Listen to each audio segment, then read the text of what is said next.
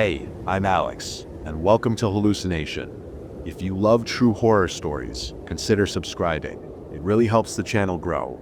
The stories you'll hear are shared by our audience from Reddit, and to keep their original essence, I read them exactly as they were written. Before we begin, let me know in the comments, where in the world are you listening from? Also, check the timestamps in the comments for story titles and easy navigation. Now, let's dive into the darkness.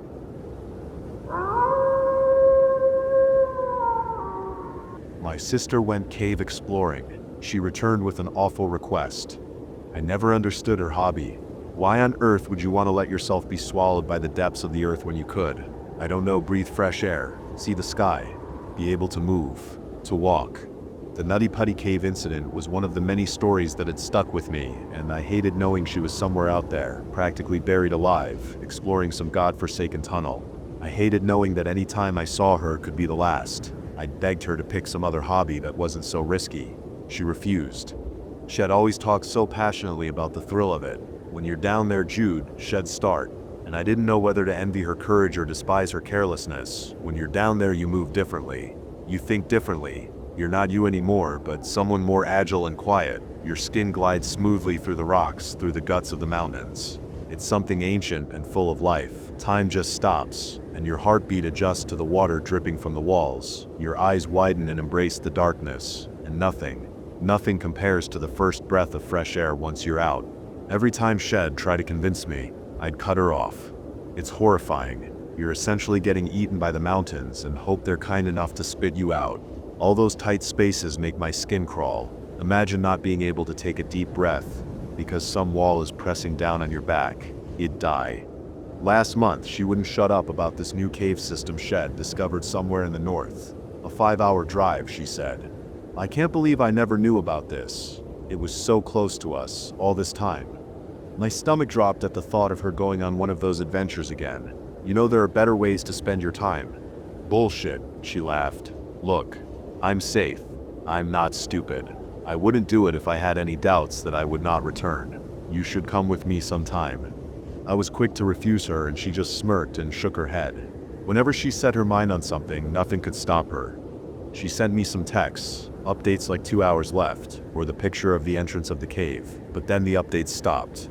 I'd learned to let her do her thing and just wait until she contacted me, and over the years I stopped feeling so anxious every time she would cut contact for a while. I knew she didn't have any signal down there. I knew to just wait. The last update Shed sent me was around 10 a.m. It was midnight now, and as I tried to fall asleep, something wouldn't let me. I kept seeing her when I closed my eyes, imagining her down there, swallowed by the rocks. I twisted and turned in my bed the same way she did, deep into the ground. My clothes were drenched in sweat, and I hoped she had just forgotten to update me and that she was out of the cave. At one point, my phone buzzed. I shot up and glared at the time. It was a little over 3 a.m. It was spectacular. I rubbed my eyes and felt the weight lift off my chest. Thank God. I typed some shallow response, then finally went to sleep. She came home the next day.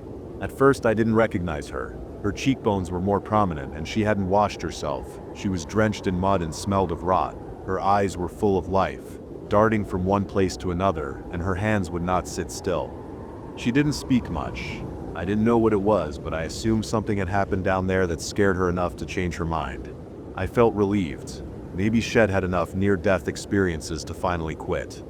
I stayed in my room that day, mostly working. I heard her walk around the house multiple times, looking through drawers and cabinets, slamming doors. At some point, she stopped, and the hallway went silent. I was sitting at my desk, writing on my laptop. I could see the cracked door of my bedroom leading to the dark hallway and a fraction of one of our tall white lamps. I was focused on the screen, so everything else was blurry behind it, just some shapes and colors mixing together. It's not like I paid much attention to the background.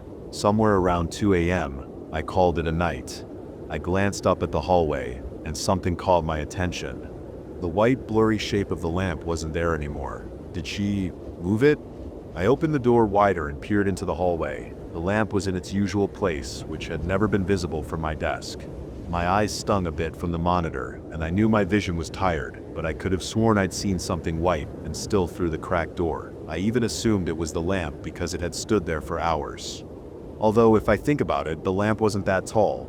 I don't even know what to think of that, but I have this knot in my throat as I'm typing this. It's so strange that most of the time, the human mind doesn't register peculiar things as peculiar and brushes them off as ordinary stuff. How many times had I seen something in the corner of my vision and just assumed it was some object, like a plant or a coat, when it wasn't? It made me realize how stupid we are as human beings. If someone wants to watch us, they can do it for as long as they please, and we won't know unless they want to. I turned my head to my sister's room. The door was shut. I wondered if she was sleeping. Carefully, I tiptoed to her door and gently twisted the doorknob. "Aim?" I whispered. She was sitting cross-legged on the bed in the dark, doing nothing. "Eam, were you watching me?" "Watching you." "Yeah, I thought I saw..." She just stared at me. Then her gaze slipped to a fixed point behind me. She followed something with her eyes. I almost snapped my neck, turning to see what she was looking at. Nothing was there. "Em, are you okay? How was the cave system? Did you have fun? It's different down there." "Yeah, I know, it's dark and damp and tight." "No." Her voice was hoarse. She was studying her hands, turning them over again and again. "Look, I don't like what you're doing. This is just ridiculous. And I don't understand if you just want me to freak out, and this is one of those pranks. If you don't tell me what you saw, I'll just assume you're lying for attention. It's really tiring to be your sister sometimes." She widened her eyes, still fixated on her hands. I thought she was deliberately ignoring me for a while until she started coughing. Her cough became clearer and more controlled, until I realized at some point she'd transitioned into a laugh that sounded painful. She grinned at me, but her eyes were blank. Then she mumbled something that sent chills down my spine. Shed spit out the words so fast that for a good minute I didn't realize what Shed said. We were both silent, just looking at each other. I didn't know how to respond and was beginning to wonder if it was worth continuing the conversation. "You're tired. Go get some rest," I began, but I got interrupted. "You need to come with me, Jude." "Where?" "You need to come with me and crawl under the earth." My chest tightened, and the corners of my vision went blurry. "Stop. Eamon." She just stared at me. Then her eyes shifted away, out the window at the end of the hallway. I frowned, but before I could turn around to look outside, she quickly stood up and blocked my view. She sprinted to the end and pulled the curtains. "Why did you do that?" "It's okay. Good night." She went into her bedroom, then shut the door behind her. I pulled back the curtains and stared into the darkness, looking for whatever the fuck Shed'd seen. The street was empty, apart from a car and a black trash can, some bushes, my neighbor's house, a bike, the streetlights. I pulled the curtains back.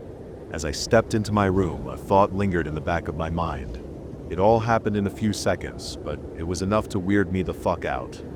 We only take the trash cans out on Tuesdays when the garbage truck picks them up. It's Friday. I pulled back the curtains again, and the black trash can wasn't there anymore. Only I wasn't even sure that's what it had been. When you see something off, your mind automatically ties it to something rational, some explanation. If I think more about it, it could have been someone crouched over. I shook my head. "Stop. You're disturbed. Go to sleep." As I typed this out in bed, I just couldn't help thinking about what Em had said to me. The two sentences were on a loop in my mind, and they affected me because they weren't coming from a crazy person. And Em has never lied to me, so she really believed what Shed said. In her bedroom, when Shed flashed me her best grin. "I discovered what happens after death. You won't make it there." I'm not superstitious, but listen. I knew something was wrong from the moment Shed asked me to come crawl under the earth with her, but I'd assumed Shed had some near-death experience that sent her into psychosis or something like that. I thought Shed forget about it over the next few days, but she only got worse. She started seeing things. Unfortunately, so did I. It started small, not enough to fully set off the alarm in my brain, just paranoia slipping out. The feeling of being watched, seeing movement in the corner of my eye, and so on. The worst type of fear you can experience is fear of the unknown. The illusion that things were fine would crack from time to time, like the incident with the lamp or the black trash can, or, to rephrase, what looked like the lamp and what looked like the trash can. I think I was too absorbed by my day-to-day activities that I didn't think to look around more carefully. No one ever thinks to look around. I would stare at Em and try my hardest to find out what was going on in her head. She'd wake up in the middle of the night and just stare out the window or refuse to eat. She worked from home, so she was here all the time. Most of the day Shed act normal, but then Shed slip out. 9 days after Shed told me she found out what happens after death, we were having dinner and she asked me another question. Do you usually dream? I stopped, my fork halfway lifted to my mouth. What? I mean, do you remember your dreams? Not really, no.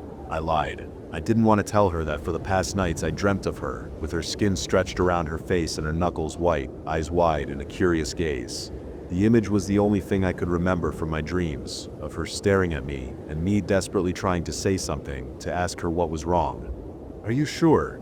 I mean, for the past nights I dreamed of you. I blurted out. I still don't know why I said it.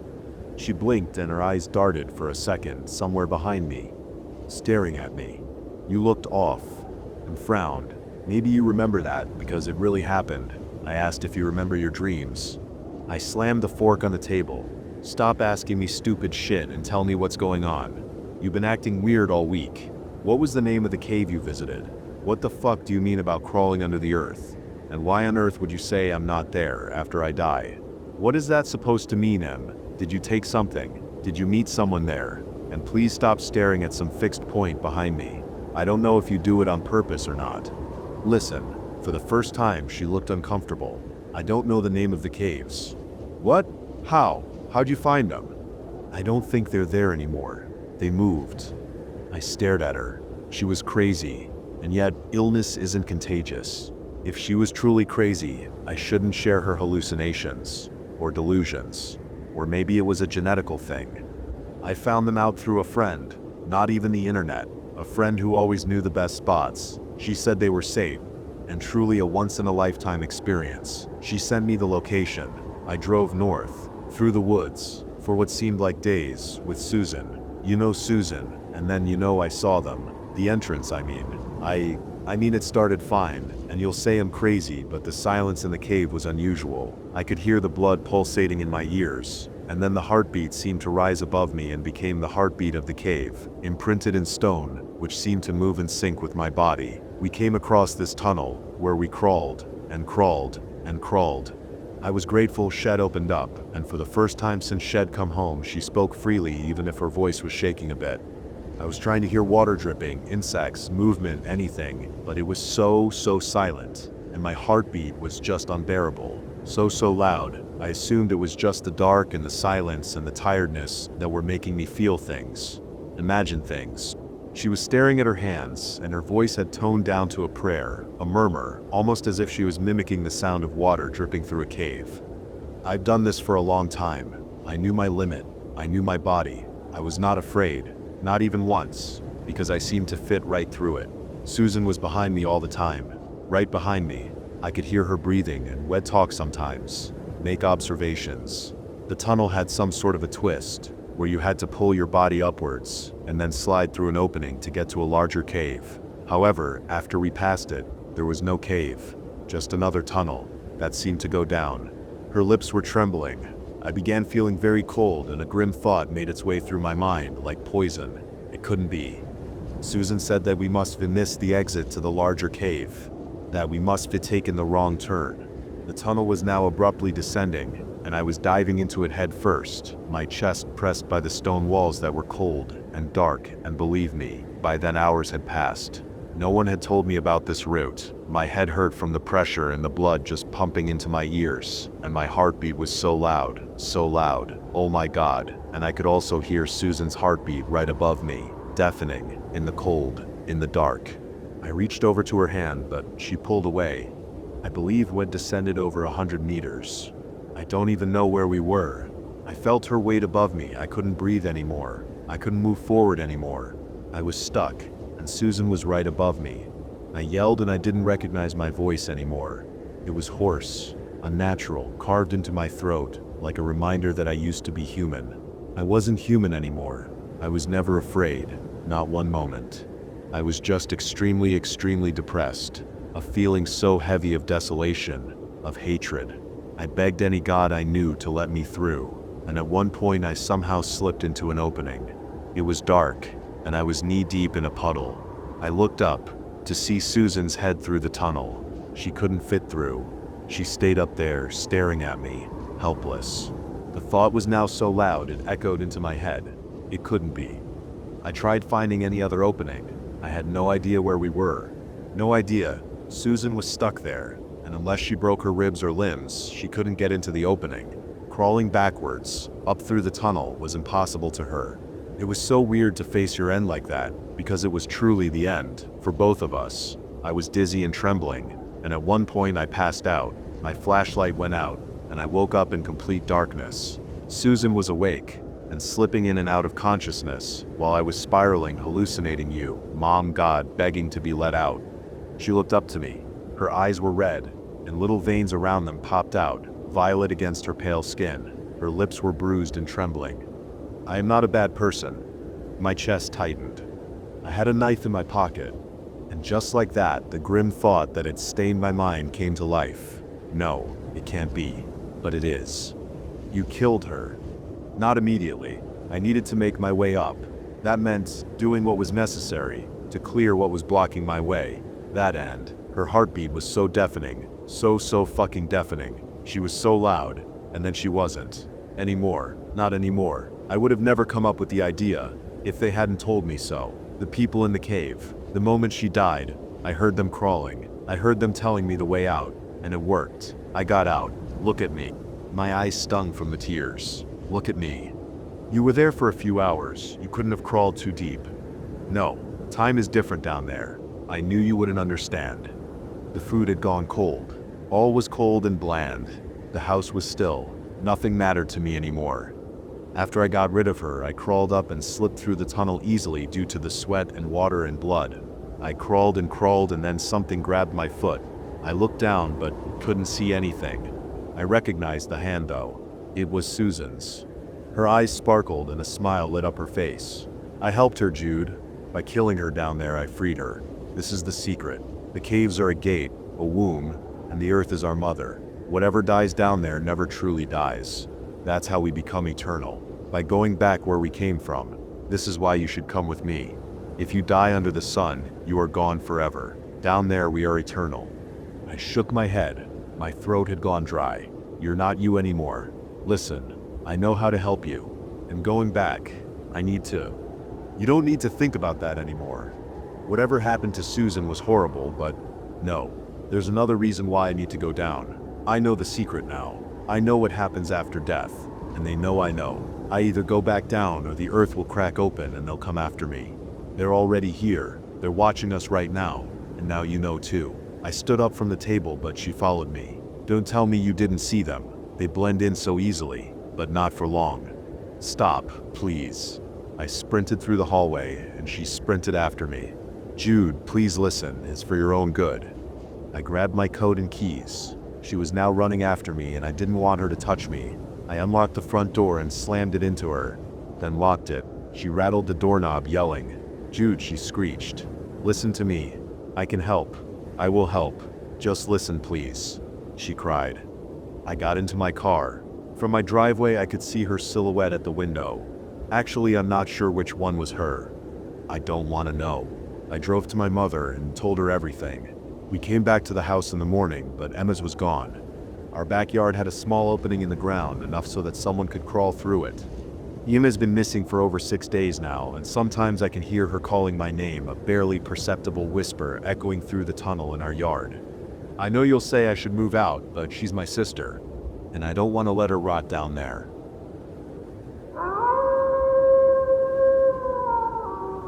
If you pass a broken down car on the highway, do not stop. I've been a trucker for years. Long enough to hear every tall tale there is about seeing something crazy on the road. Every trucker has one, and you tire of hearing them pretty damn fast. You're hunched in a grease-stained diner just trying to choke down a diesel-tasting coffee before slinking back onto the highway. But some grizzled long-haul vet on the next stool over is talking your ear off about the time he saw a UFO or picked up a hitchhiker he couldn't see in his rear view. It's exhausting. The voices change, the faces blur together, but the stories stay the same. Only now it's my mug spitting out an outlandish tale to anyone who'll listen. And I don't like it, because I'm not spinning some crazed yarn in hopes of spooking the fresh-faced truckers. I'm giving them a cold, plain warning. Because these things, they're out there, and they might be coming to you. It was one of those nights so dark you'd forget there was ever any light in the world. No stars, just black, rolling clouds smothering the sky. My headlights were an island of light in the infinite black. The white lines on the road rippled past in a hypnotic flow. I'd driven this stretch of road before and dreaded every minute of it. There was nothing but long grass on either side, rolling outwards in endless tufts. No landmarks, nothing interesting. Just the kind of mindless, featureless terrain that has you tasting the solitude. About the only noteworthy thing was that out there, something spooky happens to anything electrical. The old guys call it dropout. Your radio dies down to a numbing crackle. Your headlights shrink into narrow little bands. I heard explanations ranging from some weird mineral in the ground to an alien spaceship sapping away your voltage from up above. But all that mattered was it was real. It was annoying. Because of the dropout, I barely saw the pickup. My headlights were so dim they barely caught in the glass. Was that a windshield? I hit my exhaust brake and snapped on my high beams as the rig rumbled to a halt. In what little light they could manage, I saw the white body of a pickup truck slumped on the shoulder, driver's door hanging open. I rolled in behind it, tires churning up gravel, and killed the engine. Hopping out, I craned my neck in all directions. Nobody. The truck was roadside repair setup. It had a winch in the back, and a brushed steel side bin brimmed with tools, chains, and cables. There was a cartoon detail slapped on the door. Tony's Roadside Repairs. Cute, but where was Tony? I placed a hand on the hood. Cold, hadn't run for hours. Leaning into the cab, I saw the keys dangling from the ignition, turned a quarter. The radio spewed out a steady stream of quiet, meandering static. Maybe he went to take a leak? Hello? Nothing. All I could see around me was grass tumbling in the wind, rolling outwards in waves before giving way to darkness. You've got a job to do, I told myself, as I climbed back in and peeled onto the road, my hands pinching the wheel in a vice grip. This hall won't drive itself in, I thought, as the white lines started whipping by and guilt brewed up in my stomach. I drove a short distance before reaching the tunnel. It was old school, a jagged mouth punched through the mountain with dynamite God knows how many decades ago. It yawned open, and once inside, the world shrank. The only light came from a handful of buzzing sodium lamps, caged in rusted wire and bleeding sickly orange down the cut stone walls. Maybe 3 of them still worked. The rest were dead, leaving whole stretches of the tunnel buried in thick, impenetrable dark. I plowed into the darkness, feeling like I was driving a submarine, like there was no world out there, just me and the truck. Then, somewhere in the middle, something pierced the black. 2 amber lights, blinking softly in and out. Hazard lights? Somebody broken down? That explained where Tony ended up. I tried my high beams again, but they flickered in and out before settling on a weak glow. Damn it. I pulled it over to the tunnel side, my mirror almost touching the rock, and dug around for my flashlight. As I opened the door, the humid air draped around me like a blanket, cold but rich with some ungodly odor. Not quite rot, not quite mildew. It smelled almost like the ocean. Not surprisingly, my flashlight was on the blink, leaving me with a dull, flickering beam to fight the darkness. I cast it as far ahead as I could as I tried to make out the car. Hello? Anybody there? My voice bounced down the tunnel, meeting no response. But there was something shuffling around up ahead, a dark silhouette by the lights. The torch beam was too weak to make out any details, but there was something there all right, someone. As I clattered onwards, the silhouette took on a shape. A man. He was waving, hinging his arm back and forth. There was something strange about the motion. It was slow, lethargic, up, down, like a puppet. You okay there? As my voice reached him, he started shuffling like something was dragging him back. He stiffly collapsed into his driver's seat. I kept going, the hazard lights drawing me onwards. Blink, blink, blink. As the dull torchlight spilled along the car's silver body, I noticed it was odd. I know cars. I spend half my life staring at their taillights, cursing them under my breath. I can name makes and models by the shape alone. But this? It was nothing. Not a Toyota, a Kia, or a Chevy, just car. The kind of thing a kid would draw come to life. The hazard lights pulsed intensely, rippling in a fit against the dark. I looked back at my thready headlights, shook the flashlight, and watched the beam cut in and out. How come this guy's not hurting for volts? I was close enough now to really look at the bodywork. It wasn't metal. The torchlight splattered beneath its surface, filtering red, unveiling a twisted network of fibers, veins coursing through the panels, and the whole thing was moving, undulating gently in and out, beaving. My feet froze to the ground. I panned the flashlight over the driver's side window. The body in the driver's seat was pale, paper white, clouded eyes bulging from their sockets, mouth hanging agape. On his shoulder, a round white patch was sewn onto the jumpsuit. Tony's roadside repairs. A dull amber light began to leak from his open mouth. I should have ran. I was too late. Something long spewed from the body of the car, tearing and whipping through the damp air. I was yanked off the ground before I knew what was happening, an immense pressure crushing my ankles together, grinding bone against bone. It had me. I clawed at the tarmac as I was dragged back, losing fingernails, but desperately trying to fight the pull. I kicked. I thrashed. I screamed. I twisted my body until the boots were wrenched clean off my feet. The tentacle flung them into the darkness and flailed in anger. Whoop, whoop, whoop.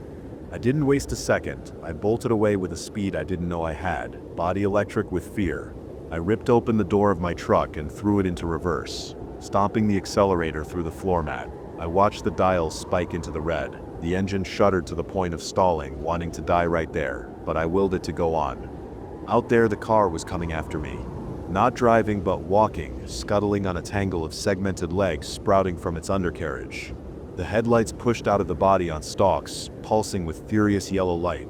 I couldn't even watch it chase me. My eyes darted between my mirrors. I could barely make out the white flanks of my trailer, but I had to. I frantically steered and countersteered, keeping it in line. If I jackknifed in the tunnel, I was dead. But then my mirrors caught them. More lights. Amber. Flashing. Another figure chiseled out of the darkness, drunkenly waving its arm. This time I really saw it. He was little more than a skeleton. Long desiccated hair plunged from a yellowed skull. The tatters of a denim jacket and what looked like bell-bottoms hung from the bones. I saw that the bones were lashed together by a network of little tentacles, their tips gently glowing, blinking in amber. From the neck, the tentacles braided together into a thick, glistening appendage, feeding back into the car. Anglerfish. Poor fella was the lure. This car was old. Big round headlights, wood panels, rear fins. It was from back when cars used to have edges. My trailer clipped its cadaverous lure as I shot past, shattering bone into puffs of powder. A shriek, wet and angry, rattled through the tunnel. It yanked its broken lure inside itself and spat out a crazed, thrashing tentacle. It seized my mirror, tearing it from the cab and tossing it into the void, but I was clear. I kept reversing. The truck was screaming at me. Warning lights I'd never seen before erupted on my dash in an expensive rainbow. The engine shuddered so hard I thought it would leap out of the hood, but I kept going, until the rock of the tunnel peeled away and the black night sky rolled above my head. Then I stopped. The tunnel mouth yawned. Within its shadow, amber lights flickered. 10, 12, 15. I wasn't sure. How many of those things are in there? Needless to say, I skipped the tunnel. I backtracked until I had the weakest bar of signal and called the cops, then spent the rest of that night with my eyes glued to the windshield. My head dipped once or twice, but I wouldn't let myself sleep. The bright steel morning singed my eyes by the time the patrol car trundled in next to me, the cop tapping my window, lukewarm coffee in hand. They knew about Tony the mechanic. He was reported missing the previous night. They went in, scoured the tunnel with their spotlights, but found nothing. That didn't surprise me. They acted funny. Sure, they tried to look taken aback by my story, but every raised eyebrow was well practiced. Ever your mind plays tricks on you in the dark, and you sure you weren't drinking, rehearsed to a T. They know what's in that tunnel, dealing with cases like me, like Tony, that's just Tuesday morning. So all I can do to help anyone is warn them. If you see a broken down car on the side of the road, hazard lights blinking away in the dark, you might feel like stopping, like being the good Samaritan, ever eager to help change a tire or lend out your jumper cables. But these creatures evolved to feed on that very kindness, and they're hungry, very hungry. Do not stop.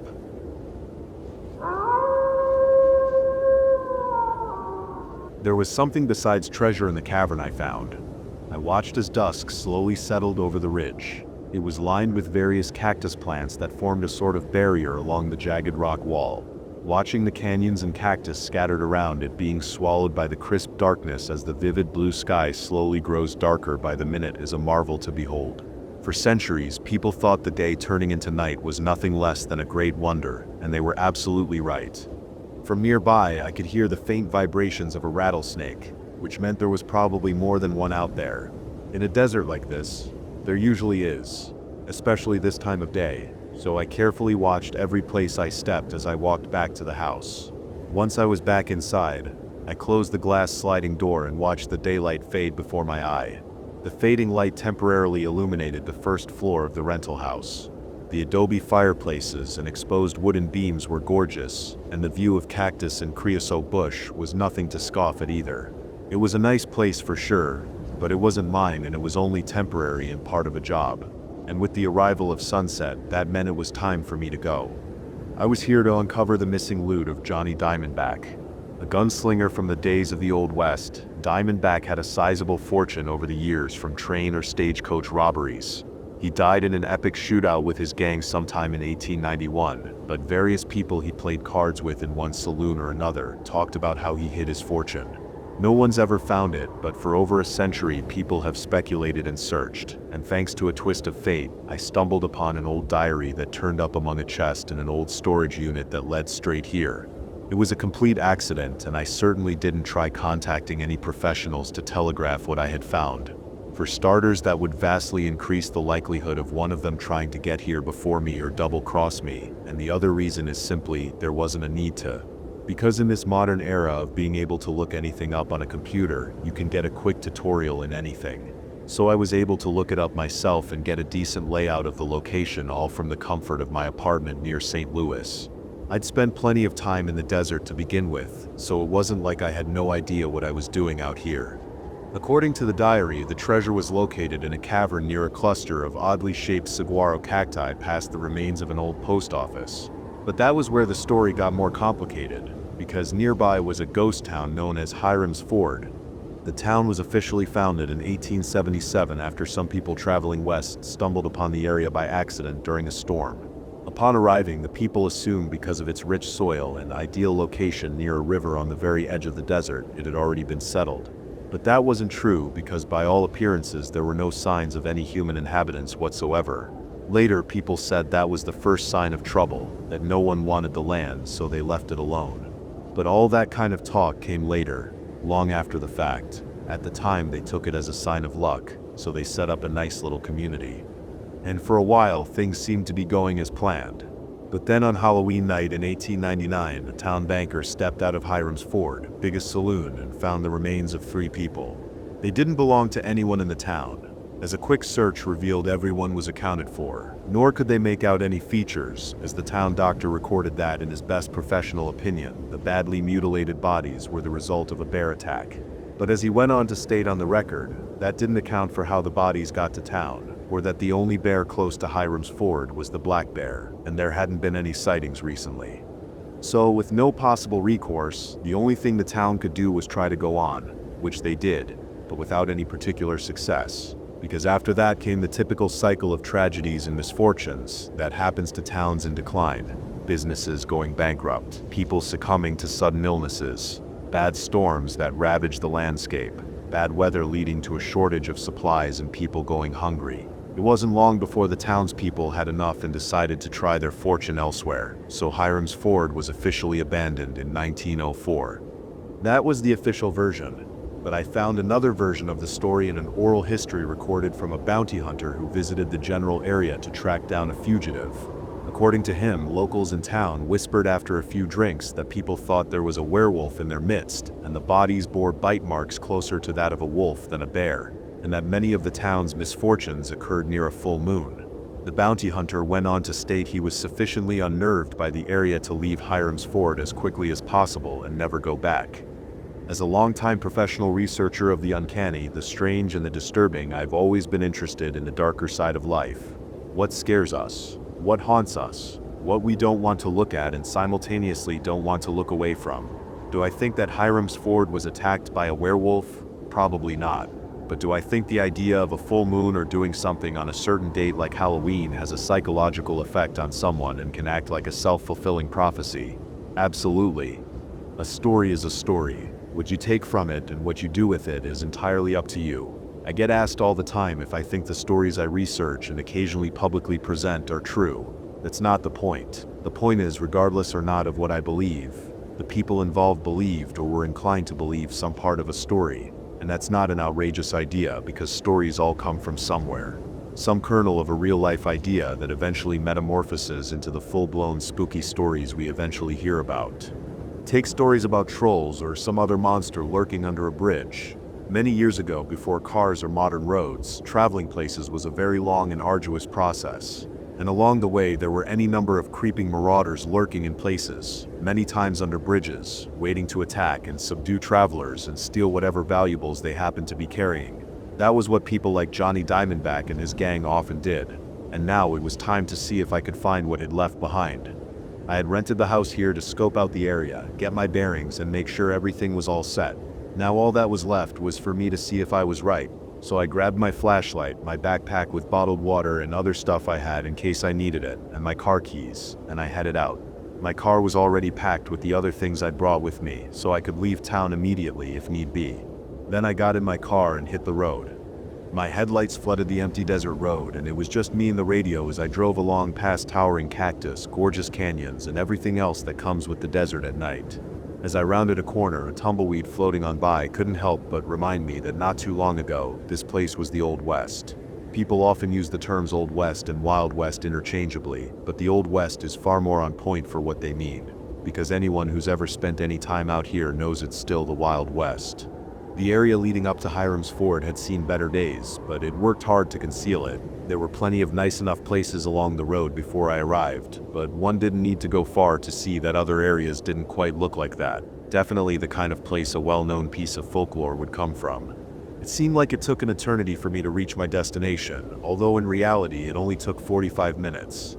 Everything was exactly as I'd last left it, but that didn't do much to settle my nerves. The crumbled remnants of what remained of Hiram's Ford at night would make anyone a little wary. Although once I passed the old post office and located the cactus cluster, I did feel a rush of excitement, but even that shifted once I got out of the car and was alone in the dark desert air while I walked towards it. I had done research on numerous myths, many of them ominous, but it had never felt so real before. The cacti in the cluster seemed massive, some of the largest I've ever seen, with arms that seemed to go in all directions at once. It was quite a sight. My flashlight revealed that just past the last saguaro cactus was a faintly visible gap in the nearby canyon, so I carefully stepped forward, my flashlight guiding the way, and entered what turned out to be the opening of a small cave. But what a sight it was, all natural rock walls with a few bats clinging to the ceiling. The cave's smaller size made it easier to keep going, so with my flashlight as my lone companion, along I went as the cave twisted, wound around, and went steadily further underground.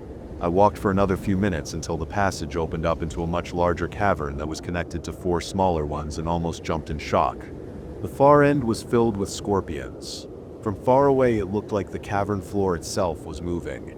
Seeing all those tiny skittering limbs working away was more than a little unnerving. But the strangest part was how they all seemed to be moving in one direction away from something, like they were trying to flee. It was bizarre, but they were slowly trickling away from me towards a gap in the cavern wall, which looked tiny when compared to the giant expanse of rock before me. A giant space with stalagmites everywhere. The cavern was an incredible sight. But I needed to be careful around the stalagmites because there were plenty of other things down here besides scorpions. The bones of numerous small and larger animals were scattered everywhere on the ground, and I could only guess what they had belonged to, but they went from tiny to quite large. And near the remnants of one, which seemed to be a deer judging by the antlers, was a diamondback rattlesnake. Watching the rattlesnake weave its way through the skeleton's ribcage was equally fascinating and unnerving.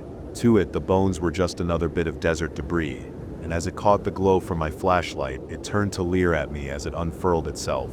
And although it was a safe distance away, it suddenly didn't seem far enough, even though I'd brought antivenom in my bag. The presence of various bits of shredded snakeskin scattered on the ground testified to the fact that I had the right idea. I kept moving, and arrived at one of the other smaller caverns. It was the size of a garage, and my flashlight revealed it to be fortunately free of snakes, but there was an older medium-sized chest situated against the left wall. Bingo! With a sense of excitement building, I crossed the space and carefully opened the chest. The various gems and gold and silver coins and bars were lit up by my flashlight, and I felt like I was right back to being a kid and fantasizing about finding buried treasure, especially because, even though this was right in front of me, it didn't feel real. Even as I carefully stuffed silver and sapphires into my bag, it all felt like a hazy daydream. In what seemed like no time at all, the chest was empty and my backpack bulged with my findings. So I carefully shut the chest and began to walk out, a slight bit of sweat sticking to my back because by now I'd walked several miles. I crossed the cavern with as much care as last time, careful to avoid the snake curled up by the skeleton. It hadn't moved at all, but for some reason this time it seemed to barely notice me or care about my presence.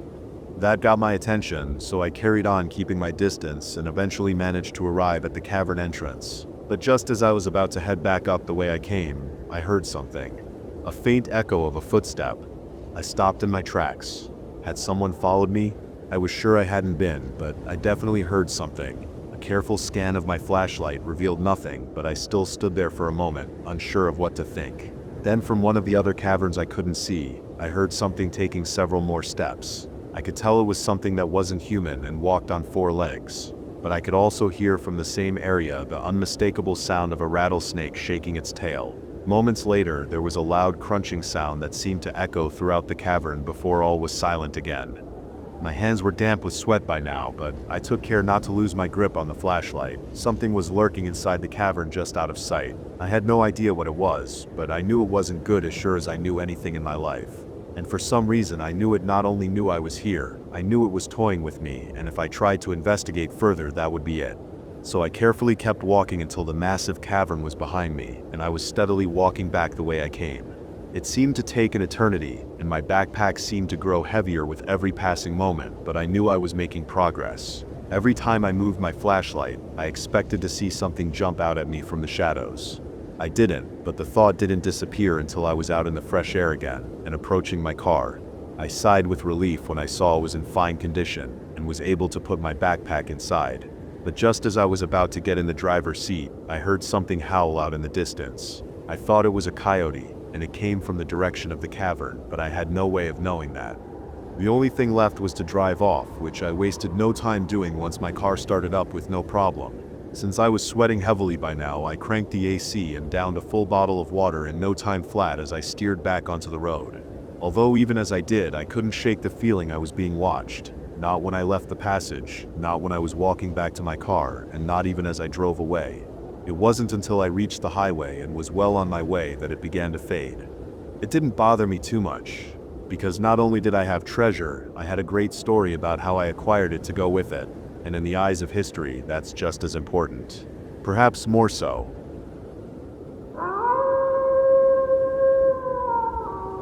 The Lost Gospel. I shouldn't have taken it. I tell myself this over and over, even now, even as my fingers trace the edges of the brittle pages. The paper feels too thin, too ancient, as though the oils of my skin might erase the words. And maybe they should. Perhaps they were never meant to be read.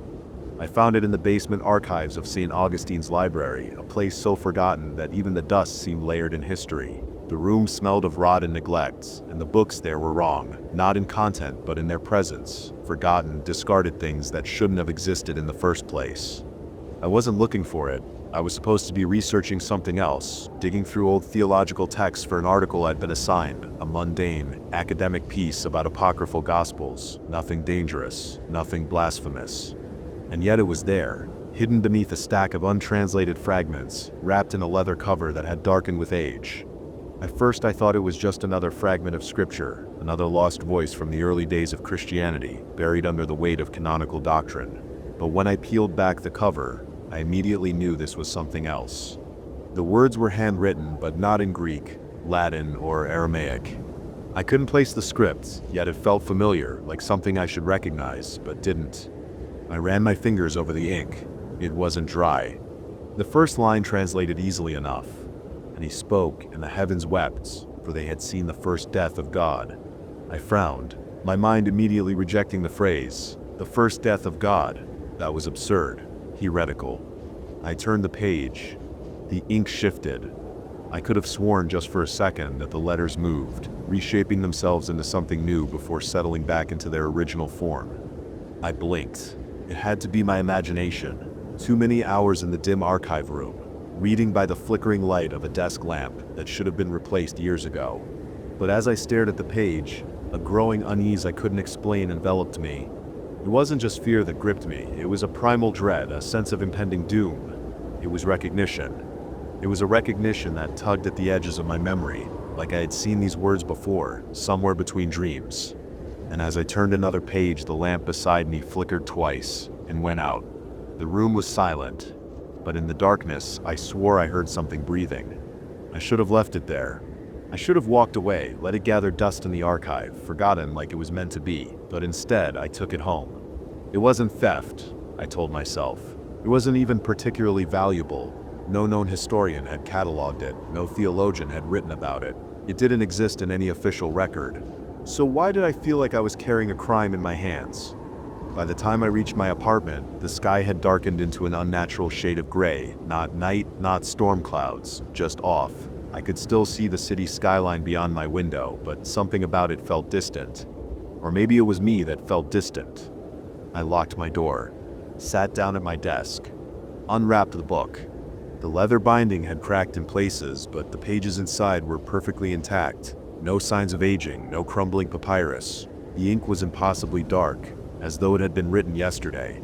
I hesitated before opening it again, suddenly aware of the sound of my breathing. The apartment was too quiet. I turned to the first page, and he spoke, and the heavens wept, for they had seen the first death of God. I ran my finger beneath the words, mouthing them silently. Something about the phrasing unsettled me, not just the meaning but the structure. The first death of God. The implication was clear. There had been more than one. I turned the page. The passage continued. For before the throne there were three, and one was devoured, and one was bound, and one remained. And the one who remained took the throne, but he was not the first. My mouth went dry. This wasn't a known gospel. This wasn't an alternate version of a biblical story. This was something else, something that shouldn't exist. The text did not mention Jesus. It did not mention Yahweh. It spoke only of the one who remained. I flipped ahead, my fingers trembling slightly. The text was consistent. A steady, careful hand had written it, methodical and precise. And yet the ink still looked wet. A passage caught my eye, and as I read, an uneasy chill ran through me. The one who remained made a covenant with the people, and they called him God, though he was not the first. And he took the name of the first, and the people did not know. And those who saw the truth were made silent. I swallowed hard. A forgery. It had to be a hoax. But my mind wouldn't let it go. The implication was horrifying in its simplicity. What if the God humanity worshipped was not the first? What if he was something else? The air in my apartment felt thick. I flipped a page. The words were there, clear, crisp, perfectly legible. But the moment my eyes settled on them, my vision blurred. The letters seemed to twitch, shift, unravel. I blinked hard. The letters were bleeding. The ink, I realized, was spreading, leaking into the margins like veins beneath the skin. I pushed back from my desk, heart hammering. It was an optical illusion, a trick of the mind. I looked away, breathing heavily. I ran a hand down my face, trying to steady myself. When I looked back at the page, the words had changed. I slammed the book shut. For a long moment, I just sat there staring at the leather-bound cover, my breath too loud in the silence of my apartment. My hands felt unsteady, my fingers still tingling where they had touched the pages. It was a trick of the mind. I had been reading for too long, and the strain of translation was messing with my perception. That was the only logical explanation. And yet, I glanced at the book again. I hadn't imagined it. The words on the page had been different. The ink had moved. I stood up abruptly, pushing my chair back so hard it nearly toppled over. I needed to clear my head. I grabbed my phone and checked the time past midnight. Had it been that late when I started reading? The apartment felt wrong. It was not cold or dark, but off. The air was heavy, like a storm pressing down on the walls. I walked to the bathroom and flipped on the light. It buzzed for a second before flickering to life. I leaned over the sink, splashed water on my face, and took a deep breath. Then I looked up. My reflection wasn't looking back. It was still, frozen, just half a second too slow. A delayed mirror image. lagging behind my movements as if it had forgotten what to do. I inhaled sharply, my stomach twisting. The rational part of my brain screamed. It was just your eyes playing tricks on you, a fatigue hallucination. But my reflection blinked, just a second too late. I backed away from the sink, my pulse hammering. The light flickered. For just a second, my reflection smiled. I hadn't. The moment the bulb steadied, it was gone, my reflection perfectly normal again, mirroring me exactly. I turned off the bathroom light and walked out quickly, chest tight. I needed sleep. I needed to not think about this. I didn't look in the mirror again. I barely slept. The feeling of wrongness stayed with me through the night, pressing against my thoughts no matter how much I tried to dismiss it. I dreamed of black ink spreading like veins across a page, of voices whispering in languages I didn't understand. I woke up just before dawn, the faintest blue light spilling through my window. For a moment, I thought I was imagining it, the lingering haze of sleep playing tricks on me. But the sound was real. Someone was breathing in my room. The rasping inhalation, the slow, careful exhale, like something was standing just out of sight, just beyond the edge of my bed. I didn't move. Didn't breathe? The sound continued, slow and deliberate, as if whatever it was wanted me to hear it. I turned my head slightly. Nothing. My bedroom door was shut, no one was there. And yet the sound remained. And then, a whisper. A voice just above the sound of my heartbeat. I couldn't make out the words, but I understood the meaning. Keep reading. I sat up so fast I nearly fell out of bed. My room was empty. The breathing was gone. But the book was open on my nightstand. I hadn't left it open. Hadn't even brought it into my bedroom. But there it was. Its pages turned to a passage I didn't remember translating. My hands trembled as I reached for it, my stomach churning with nausea. I shouldn't. I knew I shouldn't, but I read it anyway. And the one who remained took the name of the first, and none who spoke it knew. They prayed to him and he heard, but he did not love them. For he was not the first, and he was not the last. He was the hollow, and the hollow does not weep. A chill ran through me. I turned the page. The ink was still wet. I didn't go back to sleep. I sat in the dim light of my apartment, the book opened on my desk, untouched since I'd read that last passage. The ink was dry now. The pages were still. But I knew what I had seen, what I had felt. I was exhausted, my body aching from lack of rest, but every time I closed my eyes, I swore I could hear something, a whisper at the edge of my thoughts. Not words exactly, just the sense of something waiting. I needed to get out of my apartment. I took the subway downtown, hoping that movement, noise, people, anything would shake off the feeling creeping beneath my skin. That something was wrong with the city. Or maybe something was wrong with me. At first it was small things, little inconsistencies. A streetlight I was sure had always blinked yellow now shone a constant, unwavering green. A billboard that had once advertised perfume now displayed a blank, black screen. I could rationalize those things. Coincidence. Faulty memory. But then I started noticing the people. The subway was full. Commuters packed in shoulder to shoulder. I could feel the heat of their bodies and the press of arms against mine, but there was no noise. No one was talking. No rustling of newspapers. No clatter of keyboards. No muffled music leaking from headphones. Just silence. I gripped the metal pole beside me, my fingers slick with sweat. I turned my head slightly, scanning the faces around me. Too still. Too blank.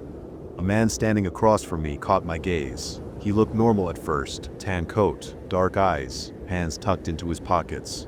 But something about him made my stomach clench.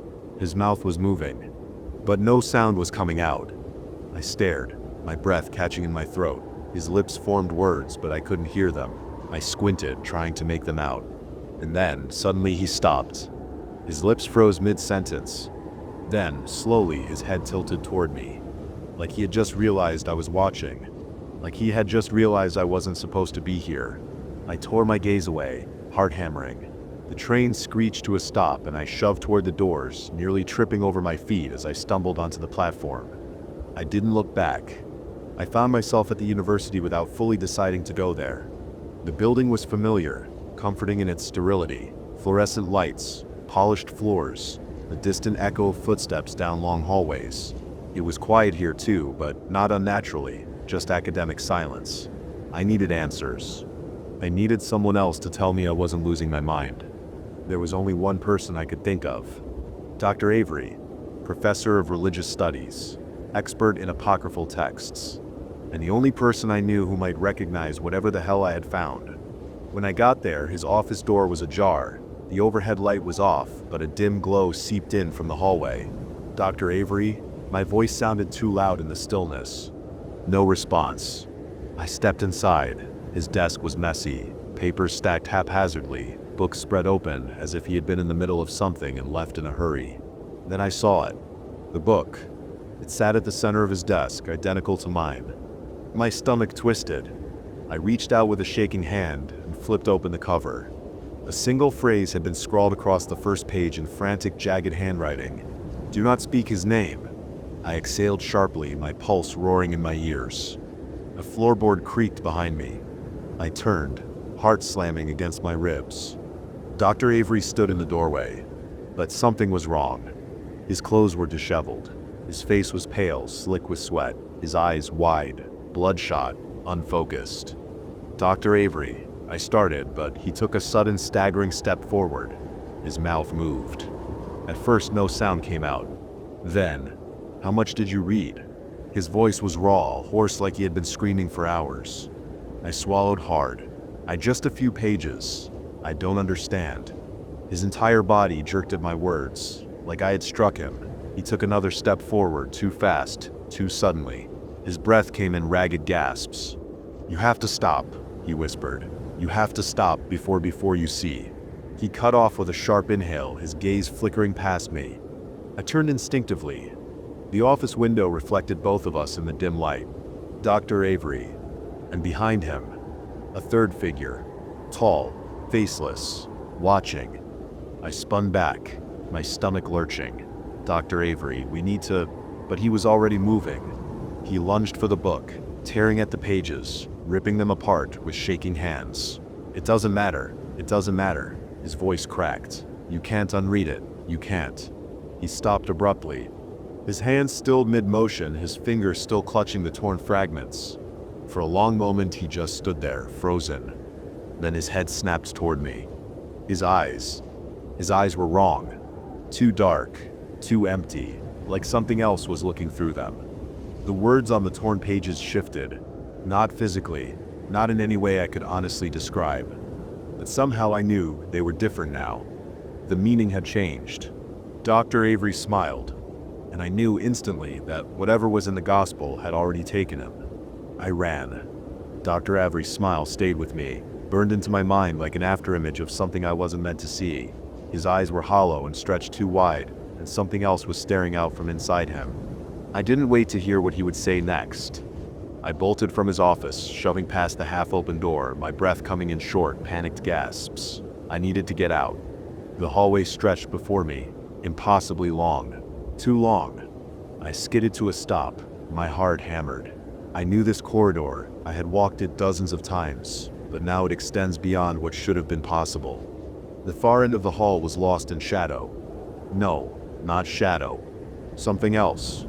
A darkness that wasn't just the absence of light, but the presence of something vast, watching, waiting. My pulse roared in my ears. I turned. Dr. Avery was behind me, but he wasn't moving. He stood perfectly still, arms at his sides, his mouth slightly open as though he were mid-sentence. And his eyes were locked onto me. Not blinking, not breathing, just watching. Run. The word burst into my mind, instinctual, primal. I turned and sprinted, forcing myself forward. My footsteps slapped against the tile floor, echoing too loudly in the silence. I reached the stairs and practically threw myself down them, skipping steps, my legs burning. The front doors. I needed to reach the front doors. I burst into the main hall and stopped dead. The doors were gone. In their place was a wall, smooth, unbroken, featureless. I stumbled back, my breathing ragged. This wasn't real. This wasn't real.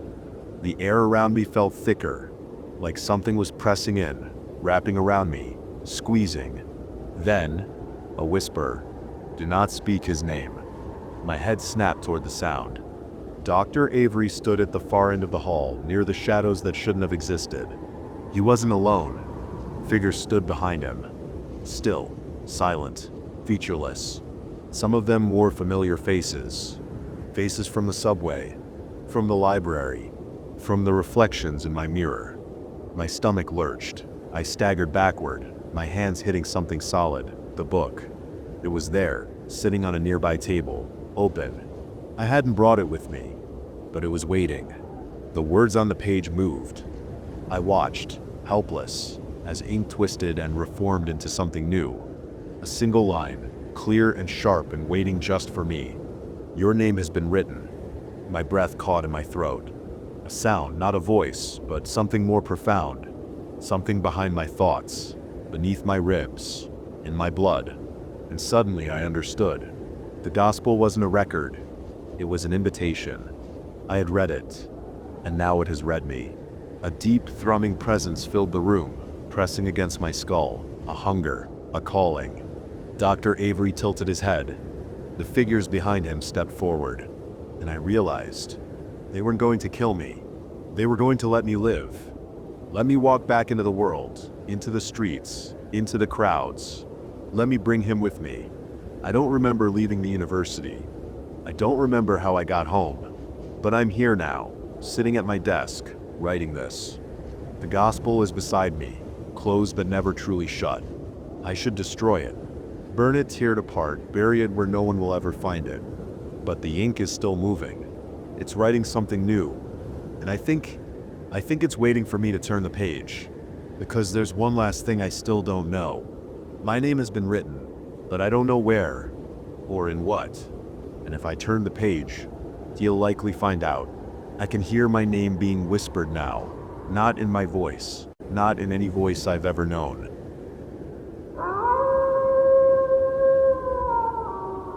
I met the Rikki family. I grew up near Helsinki. On the international stage, Finland might as well be one big forest, but we have the same ebb and flow of countryside and big cities as everywhere else. I've always been more of a city kind of man, but I've idolized those with a more practical, close to nature kind of upbringing. I think you've all met people like that. Those who grew up in an area where self-reliance and confidence go hand in hand. Sure, country people might not know the best place to get a rental car, or where to get a cheap beer on a Saturday night, but they can make a log cabin with hand-twined rope and a can-do attitude. Back in 2017, I was working with a documentary crew. We were scouting locations for an upcoming shoot about people living in rural Finland, particularly in the outskirts of the Kainuu region.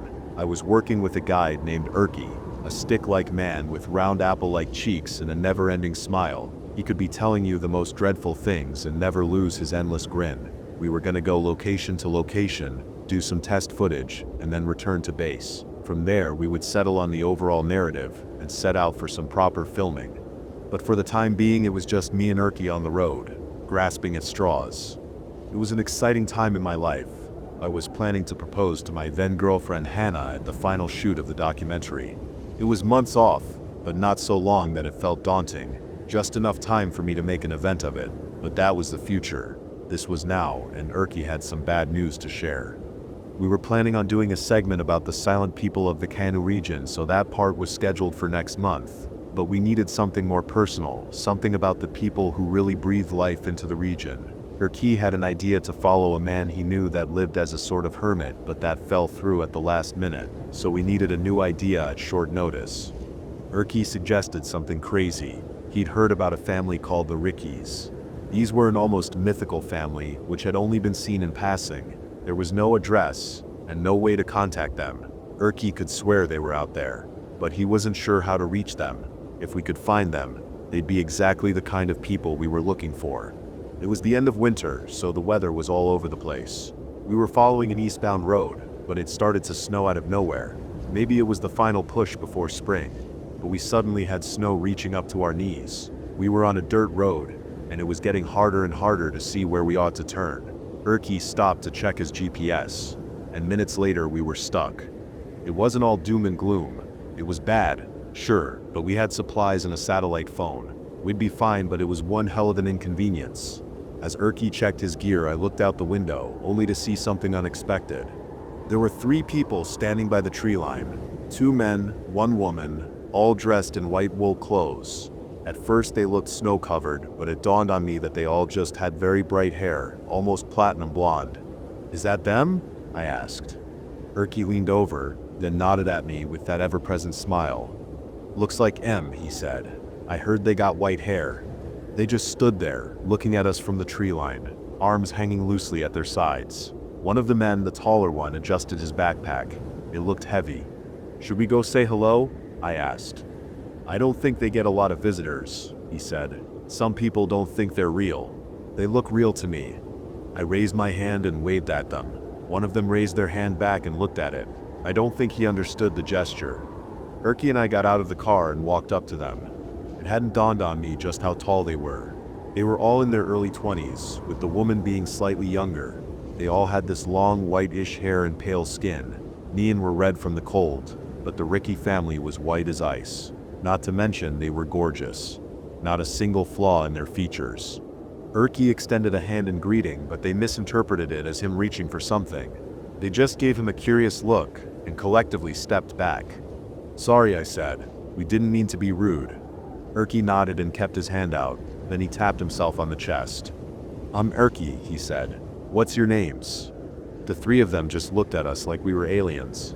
The tallest one mimicked Rikki's movement and tapped himself on the chest. "Rikki," the man said. No, this is Rikki," I said, pointing to my guide. "What's your name?" There was no response. One by one they just mimicked the movement, pointing at themselves, then at us, repeating Rikki's name. When it was clear that we were misunderstanding one another, the tension eased. We all laughed a little. As we did, they made this unusual noise. It was mixed with their laughter, and it got louder the more they smiled. It went a little something like Rikki, over and over, the namesake of their family, I figured. The shorter man tapped Rikki on the shoulder and pointed into the woods, as if asking us to follow. We grabbed our gear, made a note on Rikki's GPS, and followed them. All the while, none of them talked. They just made the occasional noise. The two men tapped one another on the chest, saying Rikki, and laughed about it. The woman seemed less enthused. We followed them for about an hour. Every direction looked the same in the snow, but they never once hesitated. They knew these woods by heart. They were so quiet and comfortable, not once slipping or stumbling. Me and Rikki, on the other hand, were barely keeping up. The Rikki family had 2 log cabins deep in the woods. It looked so lived in, with pelts covering the doors, and little wind chimes made from calmly rocking animal bones. The cabins were on a slope leading down to a thin creek, all covered in pine trees. There was also a small shed which looked more like a large box. The taller man swung his arm out, as if in greeting, and waved us along. Stepping inside the main cabin was like walking into another world. These people must have lived there for decades. Every inch of their cabins had some sort of carving or decoration. They had tools covering the walls, and their own mattresses made from straw and blankets. The cabins were bigger than they looked, as they'd been dug a bit downward into the slope. An old rowboat hung overhead, leaning against the linseed oil-covered supports. We were offered a foul-smelling drink poured from a metal canister. They served it in what looked like repurposed tuna cans. They poured themselves a shot too. The woman declined with a little groaning noise. Rikki gave me a when in Rome kind of look, and we downed it. It was all very friendly. We showed them some of our equipment and tried to explain, but they just looked at us with confused smiles. They didn't understand what they were looking at, and giving things names seemed to confuse them. It's like they didn't understand the concept of a name. The only thing even resembling a word that they could say was that ever-present Rikki kind of noise they made when excited. One of them offered us some dry fish. Out of habit, I thanked him. In response, he held the fish up and said thank you right back. I laughed a little and held the fish up, trying to get him to repeat the word fish, but there was clearly some misunderstanding. After about half an hour of back and forth, I'd accidentally taught him that fish and thank you was the same thing. The 2 men kept repeating it over and over and gleefully shared it with the young woman. I got the impression that these people weren't stupid or damaged in any way. They just had a vastly different view of things, and they didn't speak any language in common with us, maybe not a language at all. Their view of the world was something completely different from ours, and I couldn't imagine what went on in their heads. They were exceptional people to feature in our documentary. While Rikki tried to show them some pictures from his phone, I decided to get a better look around the other cabin. There were a couple of oddities, as expected. There were notches on the door for tracking a child's height. I figured that these people had grown up here, never really interacting with those from the outside. It was unheard of, but not impossible. Hell, I had an uncle who lived in North Karelia who I'd only seen once in my whole life. Some of these people just wanted to be left alone. But there were things I couldn't explain too. For example, they had a whole wall covered in metal zippers. I figured they were used for repairs, but I couldn't see why they'd store them like that. They were hung in a strange pattern, groups of 3 by 3 as in a grid of 9. I counted 26 in total. The longest wall in the cabin was covered in animal pelts of different varieties. I had a hard time identifying them. The Rikki woman entered the cabin after a while. She walked right past me without a word and stepped up to an old mirror. She opened a small case containing a couple of silver chains and some bright red lipstick. She carefully put it on, as if making herself pretty. There was something eerie about it, watching this almost feral woman do something I'd seen my girlfriend do in the bathroom mirror. I was just about to go back to the others when she stopped me. She put her arms around my shoulder, and before I could protest, she leaned in for a kiss. I pulled away.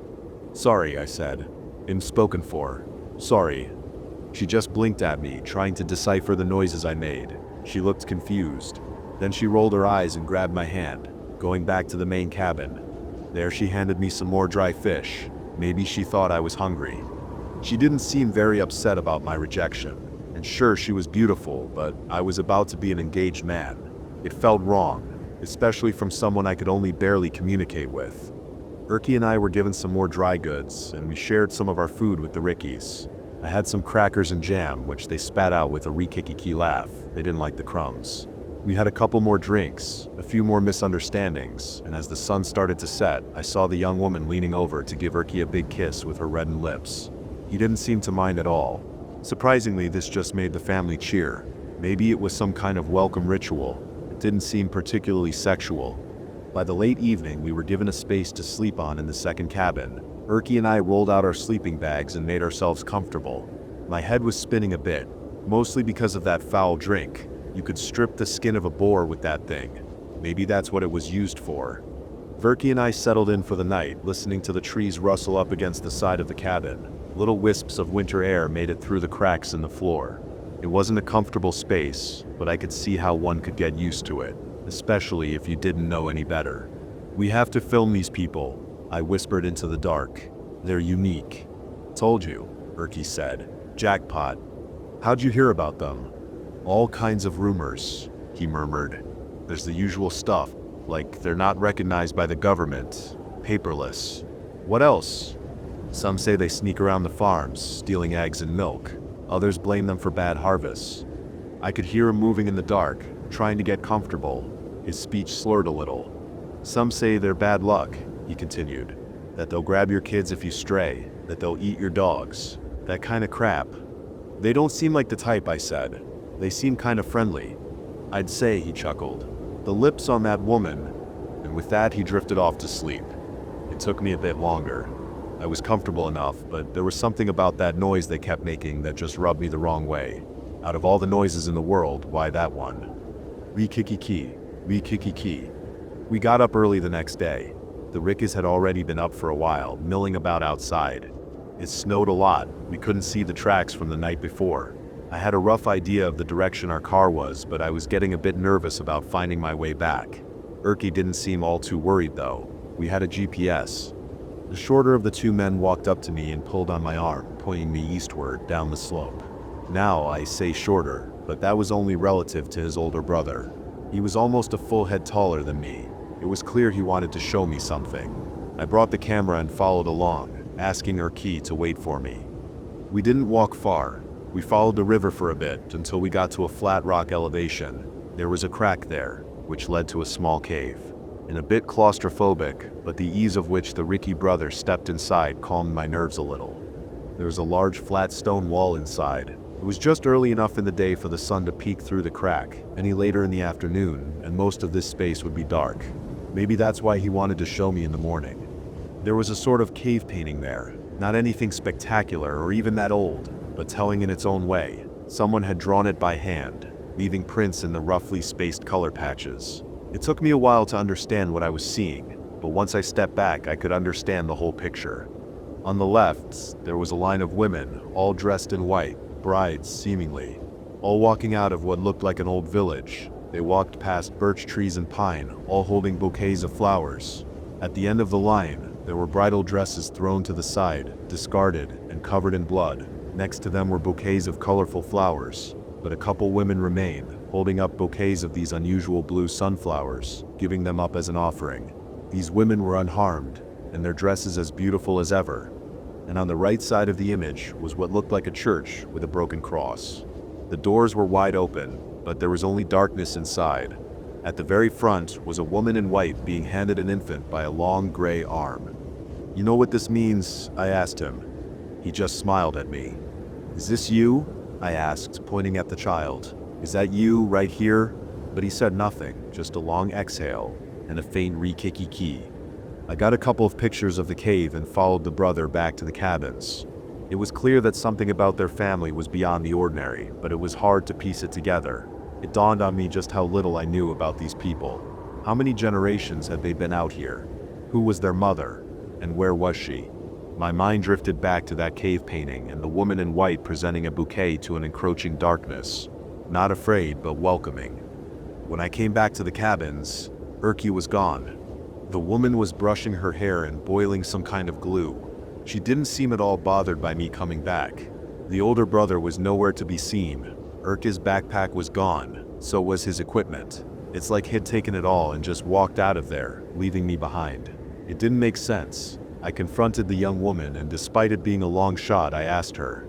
"Rikki," I said. "Where?" She didn't understand.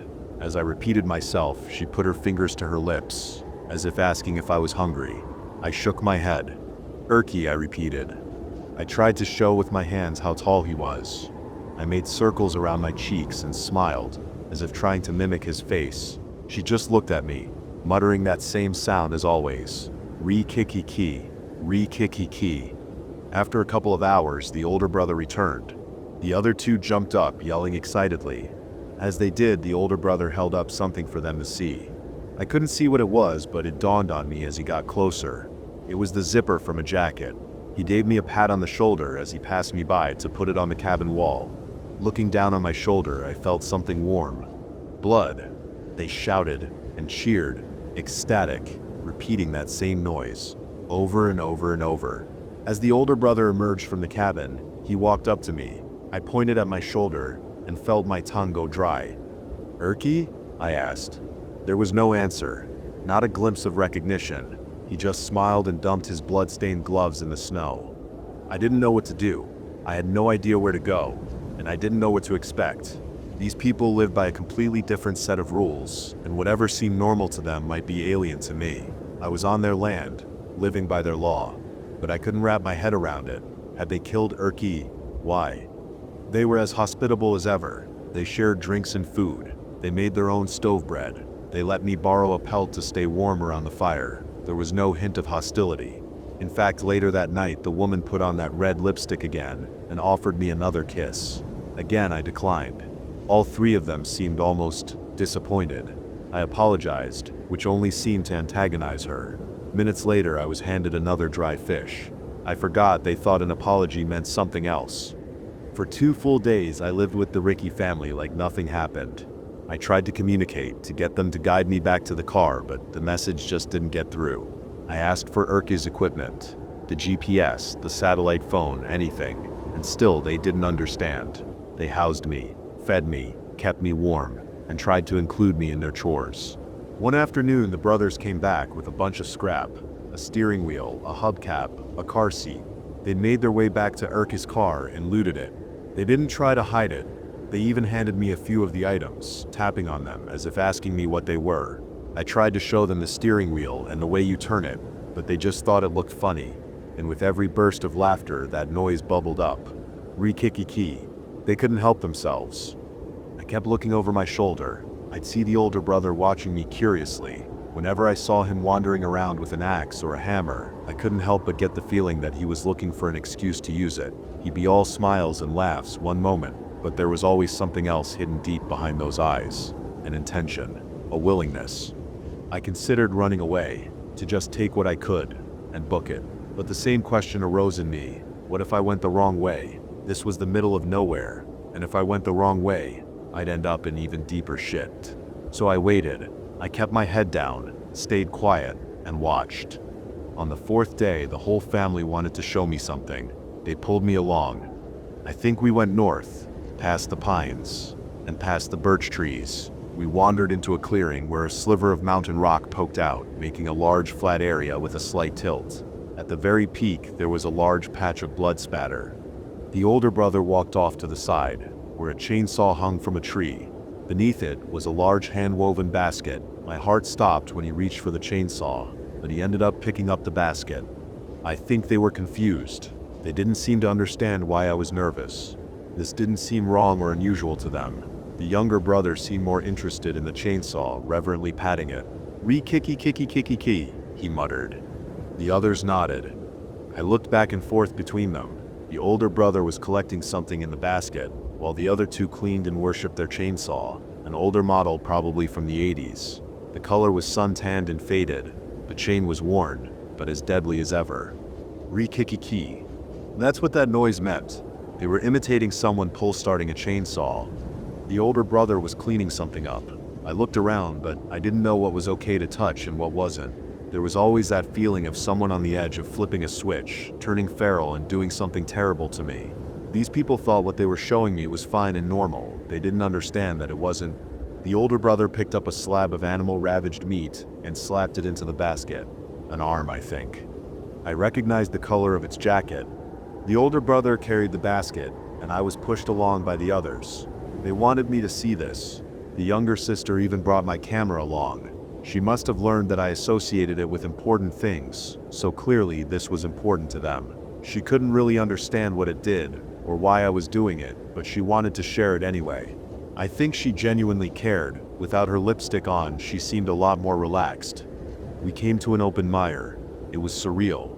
The snow silenced everything but our breaths.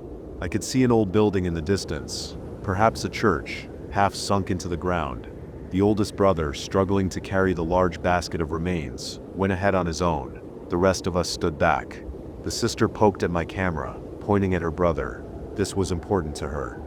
I watched through a lens as he wandered off to the building and set the basket down. Moments later, one of the crumbling doors creaked open.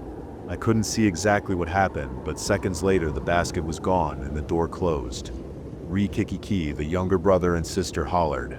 Rikki. The older brother raised his arms in a gesture back to them. They all looked to me, confused as to why I wasn't cheering. The sister grabbed my arm, lifting it into the air. She nodded at me enthusiastically. Syllable by syllable, she made me say it with them. She made me cheer. I couldn't say no. I didn't know what they'd do if I did. I just followed along as my stomach turned upside down. Rikki. I think another 8 days passed. They showed me how to twine rope and how to light a fire. They took me fishing. The older brother chopped the head off a fish in a swing that was so natural to him that it made me shiver. They showed me how to make tea from pine needles and how to collect and dry edible roots. These people were self-sufficient, and they had no trouble sharing that with me. They treated me like one of them, but there was always that tension, that look from the older brother, those eyes, looking for an excuse. I can't describe it as being kept hostage. I could go wherever and do whatever. Hell, I could get a good stab at one of them if I tried, but there were 3 of them, and I couldn't imagine what they'd do once they overpowered me. I thought about hiding a weapon, but I figured they'd notice something missing. They were meticulous about their tools. One morning, they woke me up. The younger brother dragged me out of my sleeping bag and pushed me towards my clothes. He stomped his foot, showing me to hurry. I did. There was a strange noise outside, a machine noise. The other siblings were already on their way down the slope, and I had to hurry to catch up. It didn't take long for us to reach a field. There was a man there, a man on a snowmobile. We all just stopped to look at him, and I could tell he'd noticed us too.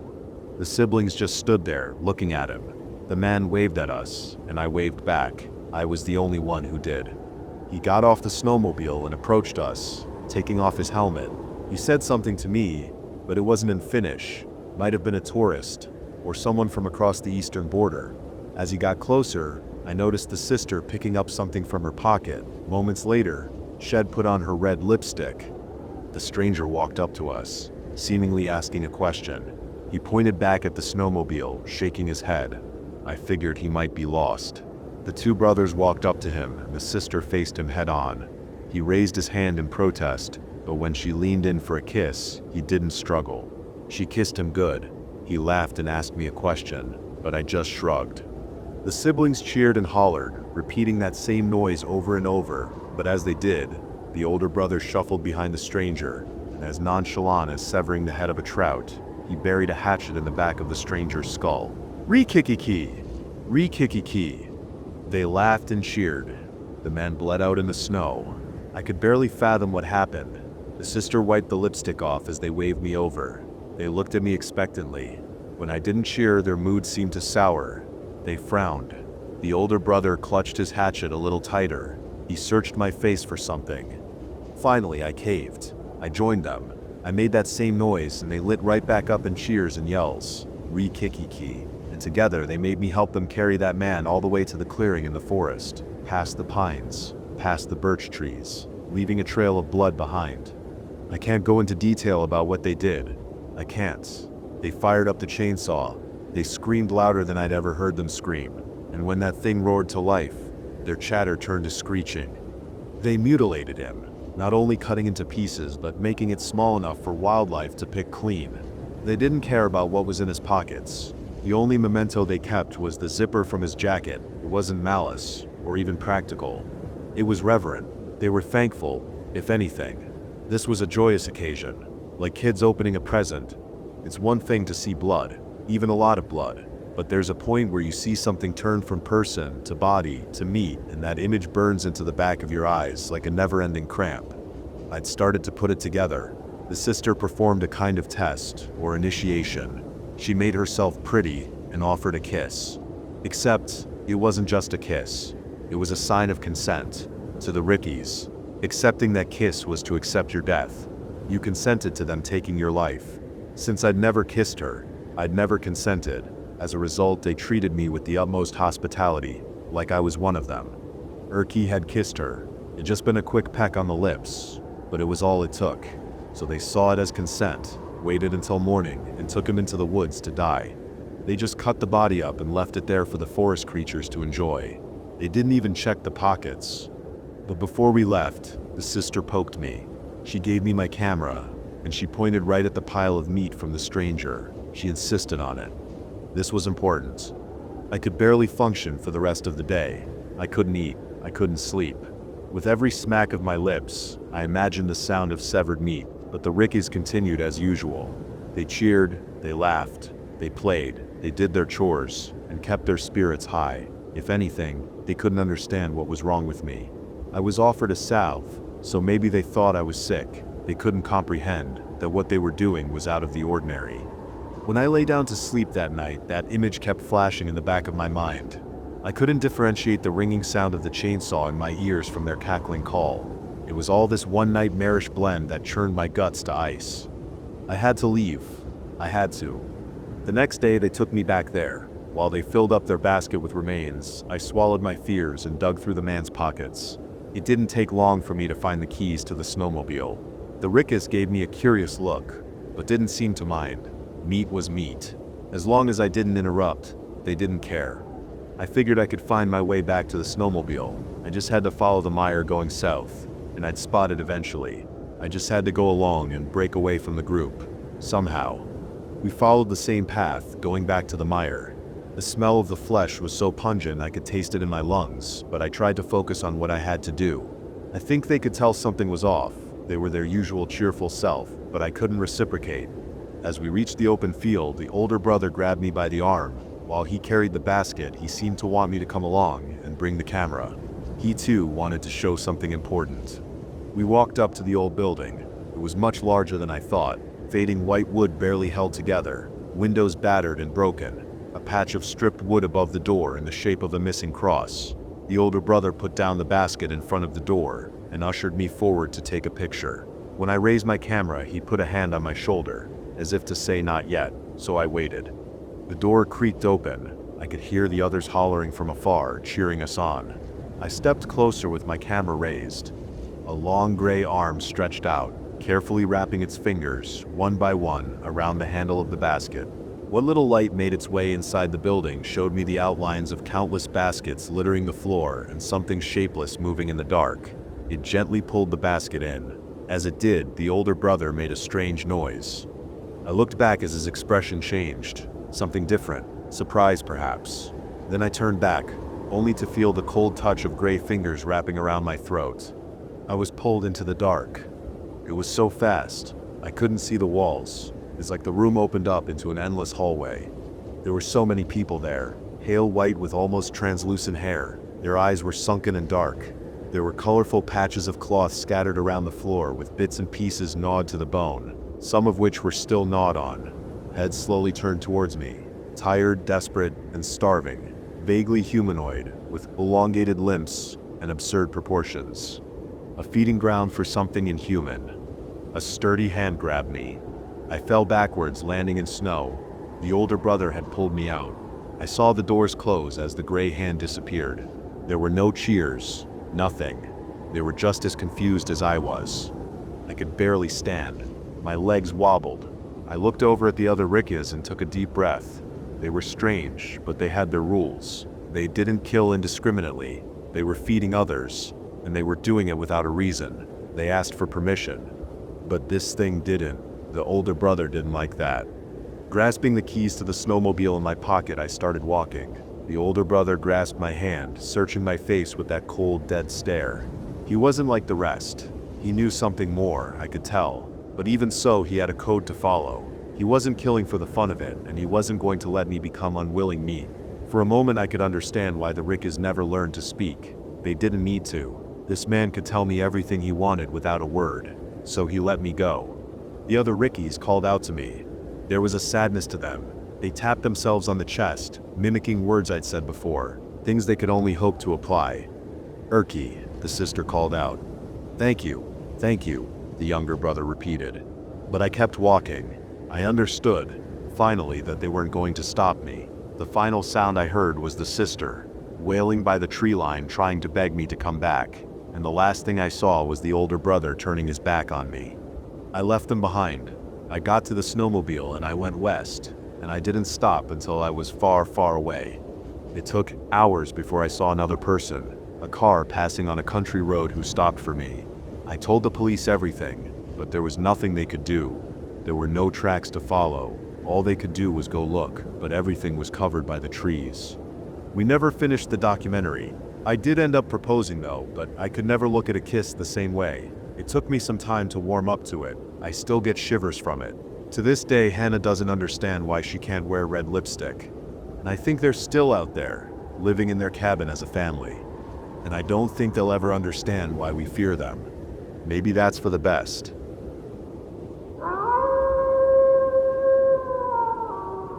I lived completely isolated for almost a year and never knew. Jobs came and went. Contracts ended, but ultimately I always had a site to work or a building to put up. When the Whitlam Hawthorne Group offered me a foreman position for the construction project of their new headquarters, I accepted in a heartbeat. Job security from a company like WHG, with a salary I'd only dreamed of and benefits to match. I thought it would be stupid not to accept. I had worked construction for the better part of my 20s before the accident. I never had the know-how to get into engineering school like my parents wanted for me, but I preferred to work with my hands anyhow. I moved in near the beginning of February last year. I won't lie, the adjustment to everything at once hit me a lot harder than it should have. Overnight I had gone from working outside every day to being restricted to a wheelchair. I had no intuition for using and being stuck inside all day long. My hard hat and boots swapped for a work laptop and a filing cabinet. The depression caused by my new situation was only worsened when I got settled in. The foundation had barely been poured on the site when the collapse happened. No one knew who exactly was to blame, whether it was the surveyors, the engineers, or just some freak accident, but those of us caught in the rubble only had the parent company to point our fingers at. 3 men dead and 13 injured was apparently a serious enough legal threat that Whitlam Hawthorne opted to offer us each a generous settlement outside of court. You can judge all you want that my silence was bought, but 6 zeros on a check would buy yours too. In addition, they also offered me a systems job. I'd be able to work from home, and even a reduced renter's rate at one of their apartment complexes, in a unit that would accommodate the wheelchair and be confined to the rest of my life. Until then, I didn't even know that they owned any residential properties, but the complex looked decent enough on the pamphlet they sent me. After all, I certainly couldn't live alone in my current 4th-floor apartment anymore. Please don't get me wrong. I'm absolutely not one of those guys who sees disability as something that makes someone lesser. My aunt was a wheelchair user when I was growing up, and I had an older brother with special needs. Both of them had my respect for as long as they'd lived. It was embarrassing how little I owned that would still be practical given my new lifestyle, so it didn't take long for the movers to bring everything over. I was moved in less than a day after I got out of the hospital. The apartment was a 1st-floor unit for obvious reasons. The 2nd and 3rd floors each had units with patio balconies that extended an outcrop over my minuscule fenced-in yard. As a result, the already tiny windows in my living room barely got any sunlight during the day. Off to the side of my living room, I had a kitchen with lowered countertops and extended storage space on the lower shelves. My bedroom was spacious, with a wheelchair-accessible closet and a roomy attached bathroom. I wish I could say I was thankful, but the accommodations only reminded me that I'd never live the same life again. In June of that year, it was as hot as it had ever been in my state. By then, I'd settled into a dull routine. Wake up, do a few arm exercises before I showered, eat breakfast, and then try to get some work done before lunch.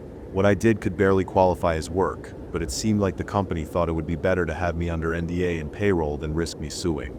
Once lunch came around, I would check my fridge for groceries and add what I was running low on to my weekly mobile delivery order. It was so much easier to have someone else leave groceries at my front door than to find a way to actually get to a supermarket. But both of them had died because, in one way or another, they depended on something that couldn't be provided for them. In her old age, my aunt fell out of her chair at home one day and didn't have the arm strength to crawl back up or reach the phone. The medics said that her pets had begun to eat her even before she died. My brother ended his own life because my parents refused to get him the help he needed. I still won't talk to my family for that. And now, after almost 30 years of independence and ability, it seemed as though every one of my prospects was ripped from me, and I was entirely dependent on the company that had caused it. In short, I was very, very bitter. The silence was interrupted by the sound of a sliding door from above, creaking wood and the sound of footsteps, followed by the familiar arguing voices I'd grown painfully accustomed to.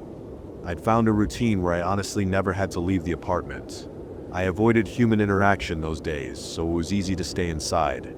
The only voices I heard for months were my neighbors. From what I could tell, I lived underneath a married couple that never stopped fighting, and in the unit next to me there was an older woman with at least a couple more cats than our lease allowed. On one particular morning mid-June, as I got out of the shower and dried my head, I opened my eyes to find that the power in my apartment had suddenly gone out. It was inevitable. Everyone on the block had to have their AC units on blast.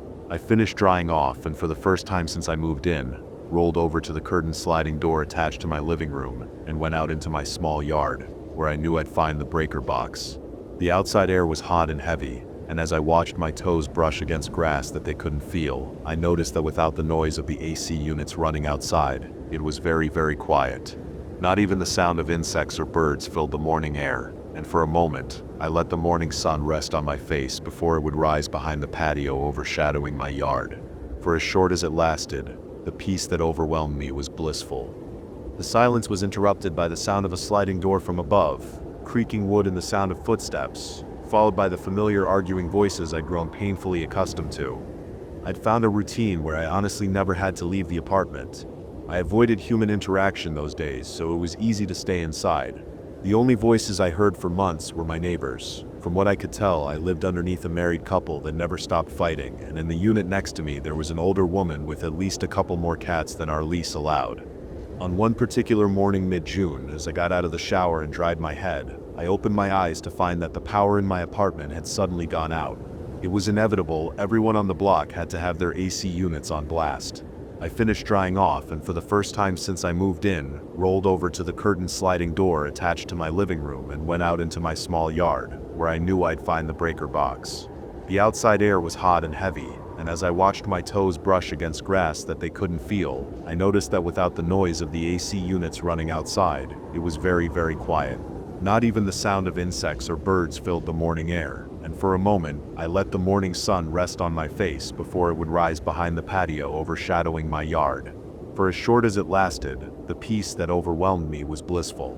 "If you don't want to fix it, then I will." The wife's voice grew louder as she moved above me. "I never said I wouldn't do it. I said, give me a damn minute to put my shoes on. Why do you always?" I zoned out as their arguing continued above. Even the briefest joy was fleeting. I thought as I opened my own fuse box and flipped the breakers. I heard my AC unit whir to life from outside my fence, muddying the soundscape once more with its mechanical whine. At least it drowned out the arguing above. So I'm ashamed to admit that was the last time I went outside for months. I'd gone no contact with the rest of my family years ago, and what few friends I had lived out of state. I had no reason to go out anymore, so the summer's heat paired with my depression only forced me inwards. Wake up, shower, eat breakfast, work all day, sleep. Even the arguments upstairs and the occasional meow from the unit next to me became monotonous. I drowned as much of it out as I could. The same voices, the same fights, the same cats misbehaving, day in and day out. In fact, as much as I tried to ignore it, sometimes I couldn't help but listen in. As I struggled to figure out how to wheel back over the lip on the sliding door, I heard the arguing stop and the couple's sliding door slide shut and close above me. I managed to get back inside and hoped I wouldn't have to go out again anytime soon.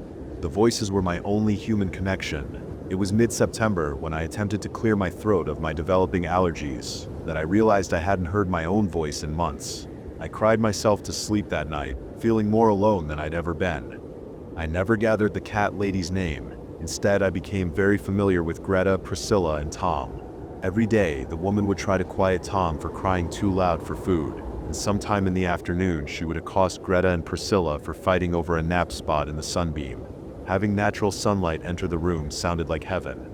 The woman who lived above me, whose name I gathered to be Claire, was seemingly unemployed.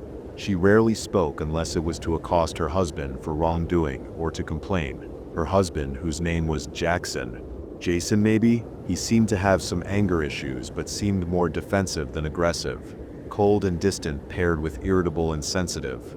A perfect storm. It wasn't much at first, just a quiet whisper in response to Claire's complaints. When I heard her hiss, "You never listen to me," I whispered, in listening, when Jason or whatever his name was, sighed and muttered, "Christ, I can't do this." I chucked and stuttered out a quiet, "Me neither." By October, the isolation became unbearable. I found myself listening to the voices more than I ever had wanted to, quieting my apartment as much as possible just to catch them when I could. The same fights, complaints, meows, they became my friends, my comfort. One night, out of some sense of desperation, or maybe just a form of entertainment for myself, I started responding. Then, about a week after I'd started, I noticed it for the first time. I don't know why I kept it up. Maybe just to hear my own voice. Maybe because in a pathetic way, it made me feel like I was connecting with someone. I knew it was stupid and illogical, but it made things feel just a little less empty. It became a kind of game for me. Each night, I sat in the dim light of my apartment, sipping from one drink too many, and I listened. I let their words become ours. The fights, the meows, the mild chit-chat. When Claire snapped, "You never take me seriously anymore," I whispered. "Of course I do." When the old woman called out to Tom, scolding him for knocking something over, I grinned and mumbled, "Bad cat." It was more than a game. It was all I had.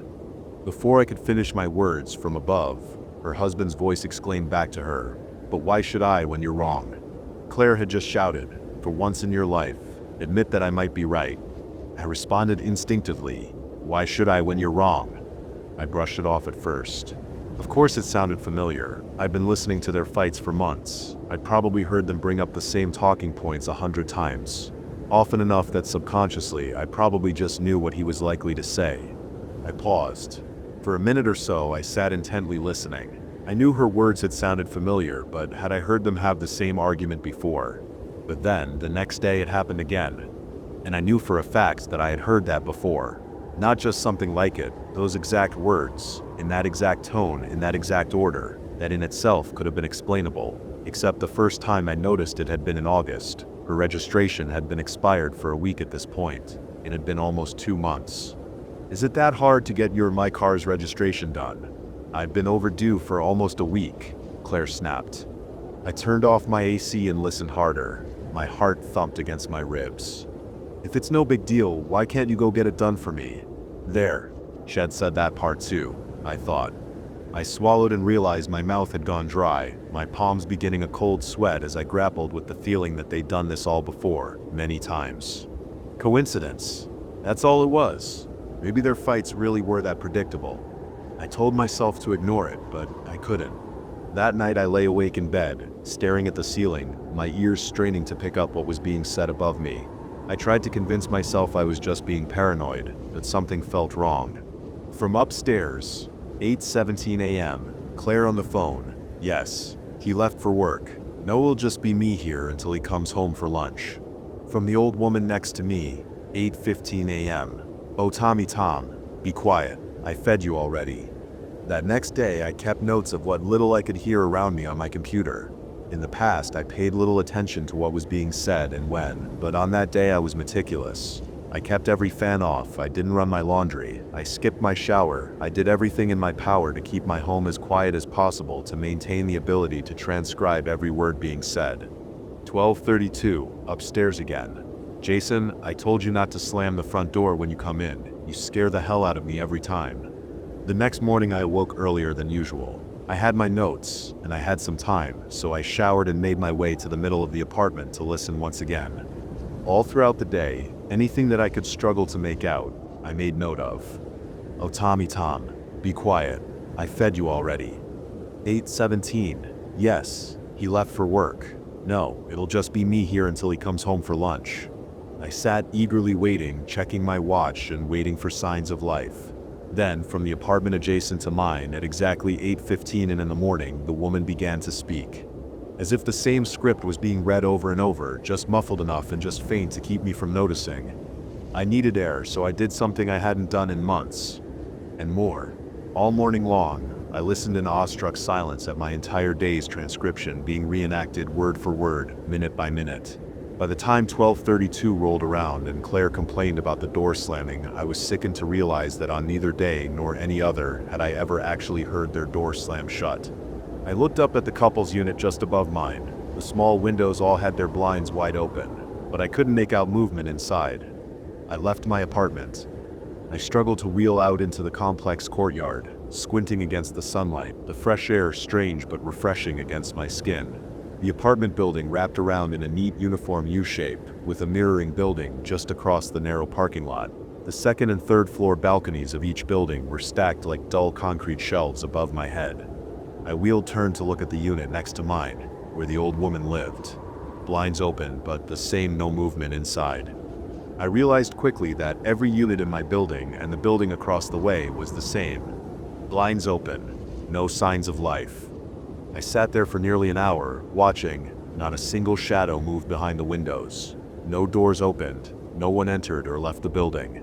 The silence pressed against me as I realized that not only were there no people visible to me, there was no movement at all. No birds. No distant voices from other tenants. Just the wind and the faint mechanical hum of the AC units. No passing cars. Living isolated will do strange things to your mind. It'll make you keep track of things that societal norms would normally remind you of, but it also makes you ignore glaring truths right under your nose. It wasn't until I sat there, utterly confused, that I suddenly realized that I had never seen my neighbors. Not once. Not leaving their doors. Not in the parking lot. Not on their balconies. Despite hearing their voices out there almost every night, I hadn't even spoken to anyone in person when I moved in. I'd filled out all of my paperwork online, and I had been driven here by a company vehicle when the movers said they'd brought everything over. A sick feeling crept into my stomach. The implication had barely begun to set in when, almost in reaction to my realization, the blinds in the apartment next to mine suddenly closed shut. They were followed only a few seconds later by those belonging to the unit upstairs, and in almost a cascade, all of the open blinds for every unit in the building were closed. I had lived here for 8 months. 8 months of hearing these people argue, of hearing the woman behind me talk to her cats, and I had never once seen another human being in the flesh. I moved faster than I ever had in my chair. I wheeled quickly out of the little courtyard and into the parking lot street. Surely there had to be a leasing office somewhere nearby. As I reached the lot, I looked both ways and saw only rows and rows of identical buildings, the blinds on each slowly closing, the movement rippling away from me for what seemed like miles of units. I had never realized the scale of the complex. As I hustled to find any building that stuck out, I noted that I still saw absolutely nobody. Empty cars parked in lots, bicycles leaning against fences, varying patio furniture, even children's toys left on sidewalks as though they'd be returned to shortly. All signs of life, but without any life at all to be seen. After about 20 minutes of searching for any indication of an office, I returned to my home. My arms were exhausted from moving more than I had in a long time, and I knew I couldn't keep searching forever. I made it back to my unit not long after. With the surrounding windows blocked from view by obtrusive blinds, my home felt bleak, solitary among the rest of them. It didn't help that I knew that somehow, I really was the only one here. I made it back inside and closed the front door behind me. Not 1 second later, as I turned to go to my room, chimes startled me, and I realized that my doorbell had been rung. I immediately turned back to reopen door, but outside there was no one to be seen. Just my weekly grocery delivery sitting neatly on my doormat and possibly waiting where it hadn't been only 5 seconds prior. The following days were a blur.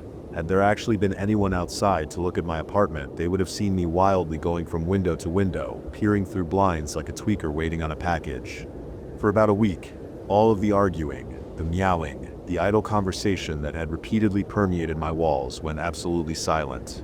Whatever was going on, it caught wind of my curiosity and stopped, as though to gather itself and prepare it must have, since when the sounds of human voices and interactions reappeared a week later, they changed. New arguments, new discussions, even a new cat supposedly added to the bunch. The second day that the voices were back, I noticed that they were different from the day before. The conversations were new the next day as well, and the day after that. For 7 days I almost allowed myself to believe that maybe I'd been imagining things. I even began to hear the occasional car outside, slowly creeping past, maybe something I somehow hadn't noticed before. On the 8th day of the return of the noises, however, my heart sank. Repeated phrases, returning arguments and interactions that I'd already hastily taken note of 1 week prior. The next day followed suit. They'd learned, but only a little bit. Whatever loop was being played for me was now a whole week's worth of audio, not just a day's worth. Even the passing cars returned exactly at the times I'd remarked the week prior, but now that I was looking for them, I could tell that they were driverless. 2 weeks had passed since I left my apartment, and a thought occurred to me. What would happen if I tried to interrupt the routine? I checked my notes of the prior 2 weeks and began to prepare a plan. The next day, the old woman would chastise her cats for ganging up on the new kitten at exactly 9:13 and 3 seconds. However, I would knock on her door at 9:13, hopefully forcing whatever charade was about to be performed for me to have to adjust. The next morning, I prepared myself.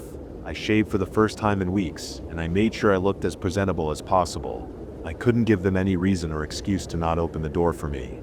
I waited in front of the door for about 2 minutes, my eyes locked onto my wristwatch and my ears as alert as they'd ever been. The very second my little Casio turned 9:13, I knocked as loudly as I could without sounding aggressive, and was sure to stop knocking in less than the 3 seconds it would take her to start speaking. I waited with bated breath, far longer than I think I should have. 3 seconds felt like a minute, and by the time an actual minute rolled around, hours had gone by in my mind. I was satisfied enough with my ability to interrupt the cycle, and as I turned my chair to return back home, something spoke to me from behind the door. "Who is it?" 3 words, 3 new words, spoken undeniably in response to me. But whatever was speaking to me was not an old woman. I don't know if I could even call it human. The words felt disjointed, as though stitched together from other phrases and distorted in a rushed attempt to sound coherent. I barely had time to collect my thoughts before the voice called out again, the words the same but the cadence and tone shifted, attempting to emulate normal human speech. It sounded more natural, but it was still undeniably inhuman. "Who is it?" "I'm your neighbor from next door." "Who is it?" The voice called once more as, to my horror, the door cracked open. I braced myself to see something horrible waiting for me inside, some mockery of a human being waiting to lunge at me from the darkness. But darkness, inky black and concealing, was all that greeted me from behind the door. The door opened in full, and as what little sunlight that could pour inside, there was absolutely no one inside. Absolutely no movement, no sign of life save for a voice that called out from the doorway, now in perfect form. "Who is it?" I peered my head inside the doorway, and as I did, I felt myself through a threshold, icy and cold. Worse was the feeling of loneliness that seemed to inject itself into my veins. In all my months of being alone, I had never felt it quite so intensely as when I crossed through that door. As I entered the living room, only one thing about the otherwise unremarkable home stood out. A wheelchair, fallen over onto its side, lay in the middle of the floor. I couldn't see anything around it, but it was surrounded by sounds of slow, methodical chewing and the occasional tearing of flesh partnered with a hungry meow. I left immediately. After that day, the pre-written schedules changed more often and far more sporadically. Sometimes I would go days without hearing anything. Sometimes entirely new arguments would appear in days I thought I'd documented, and occasionally the cars that would pass would make a turn they hadn't before. Every action was hollow though, and every voice was attached to nobody real. I knew that much for certain. I started to review my options. I hadn't seen another human being for the better part of a year by now, and I doubted that were to change unless I somehow got out of this complex. But where would I go? There was no one to come and pick me up. I hadn't opened my work laptop in weeks, and I knew no one in whatever city I was in. Did I even know where I was at? I vaguely remembered the offer after the accident, and the company men coming to get me from the hospital, and my mind struggled to remember the actual order of events that led me to living there. The more I puzzled it over, the less it made sense. As far as I could piece together, I had been in the accident, and some suits had visited me in the hospital when I woke up. They explained vaguely what happened and that the company wanted to avoid legal troubles, so they passed me over the check and the new job offer, as well as the pamphlet for the apartment. I remember signing my leasing information online from the hospital, and then I remember being brought here directly from there. Had it been that immediate? Had I been in such a daze I didn't recognize the strangeness of the situation? My thoughts were interrupted by a knock at my door. Not a doorbell, a knock. 3 solid knocks, echoing through my apartment. A chill ran as far down my spine as I still had feeling, and I slowly began to wheel myself towards the front door. I stopped in the kitchen to grab a knife on my way. "Who's there?" I asked, my voice tinged with panic. There was no answer for a moment. Then, softly and meticulously from the other side, I heard my own voice, broken and stitched together, call back to me. "I'm your neighbor, from next door." I flung the door open, brandishing the large steak knife out into the open air. I couldn't see anyone in front of me, but I knew that something was there. I sat, wildly swinging the knife in front of me, and the voice called again from right in front of my face. "I'm your neighbor, from next door." There was a shimmer in the air, a glint of sunlight, a distortion outlining a shape that was unambiguously humanoid, and it was entering the threshold of the door, slowly creeping towards me. This was my only chance. With all the strength I could muster, I hurled the knife towards the no one in my entryway, and as it passed through the glimmering shape, I knew so could I. I pushed myself towards the no one, and as I entered its form, a cold I'd only ever felt once before shot through my veins. The icy sting sought to freeze me in place, and the empty solitude that pressed in around me should have taken all the steam out of me. But I didn't let it. I could feel it now. It was real, it could be escaped. I made my way through the form, and looked back as it turned towards me, its non-existent unbeing making haste to attempt to swallow me up once more. I was faster than it though, and as I turned the corner out of the courtyard into the street, I forced myself to ignore the burning of my arms, and kept pushing myself onward. As I rolled as fast as I could, I looked at the identical buildings surrounding me. Through every blind, through every cracked door, there was nothing and no one watching me. I felt eyes, hungry and jealous, piercing me from all sides. No one was trying to keep me here, but I wouldn't give it the satisfaction.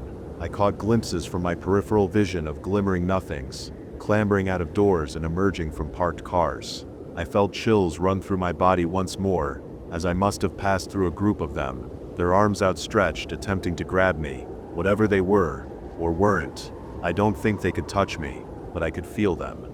More and more of them piled out of front doors, sprinting towards me. The air around me began to ripple as they amassed in numbers. It reminded me of waves of heat emanating from the roofs of cars under the summer sun.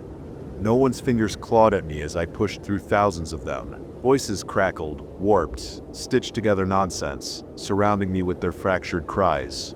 After what felt like eternity, through the shimmering crowd that wasn't there, I saw what I'd been longing for, the end. I had reached the edge of the complex. It wasn't anything special as far as I could tell, no barrier or wall that would hinder my escape. I pushed myself harder and faster than my exhausted arms should have allowed, but every icy claw that passed through my blood renewed my vigor. The moment I crossed the threshold, the screams collapsed into silence. The air behind me felt full. No empty frozen fingers, no warped voices, no nothing. I didn't dare look back though, not yet. I looked out ahead of me and had never been more relieved to see a shitty Dollar General in my life. I cried sweet tears of joy when I laid eyes on a struggling jogger, fat, sweaty, human. I rolled over the crosswalk and came to rest at the bus stop across the street. I finally let my aching arms rest, and they collapsed to my sides. I sat for a moment, tears rolling down my cheeks and reeking of sweat and body odor. I must have looked insane even to the scraggly homeless man that sat on the bench, but La didn't care. He would never know it, but I loved him simply for being there. I eventually found my strength and wearily turned my wheelchair towards the complex that had entrapped me for a year of my life. I don't think I'll ever be able to explain what I saw. Before me lay an unassuming dirt lot, not larger than a football field. Unattended construction equipment lay dormant, and a porta potty lay toppled and vandalized in the back corner. Surrounding the perimeter of the lot was a chain-link fence. A land development sign stood at the perimeter, its red letters crisp and clean as if freshly posted. Beneath an artist's rendering of a sleek new building, the words, "Coming soon, Whitlam Hawthorne Research Complex."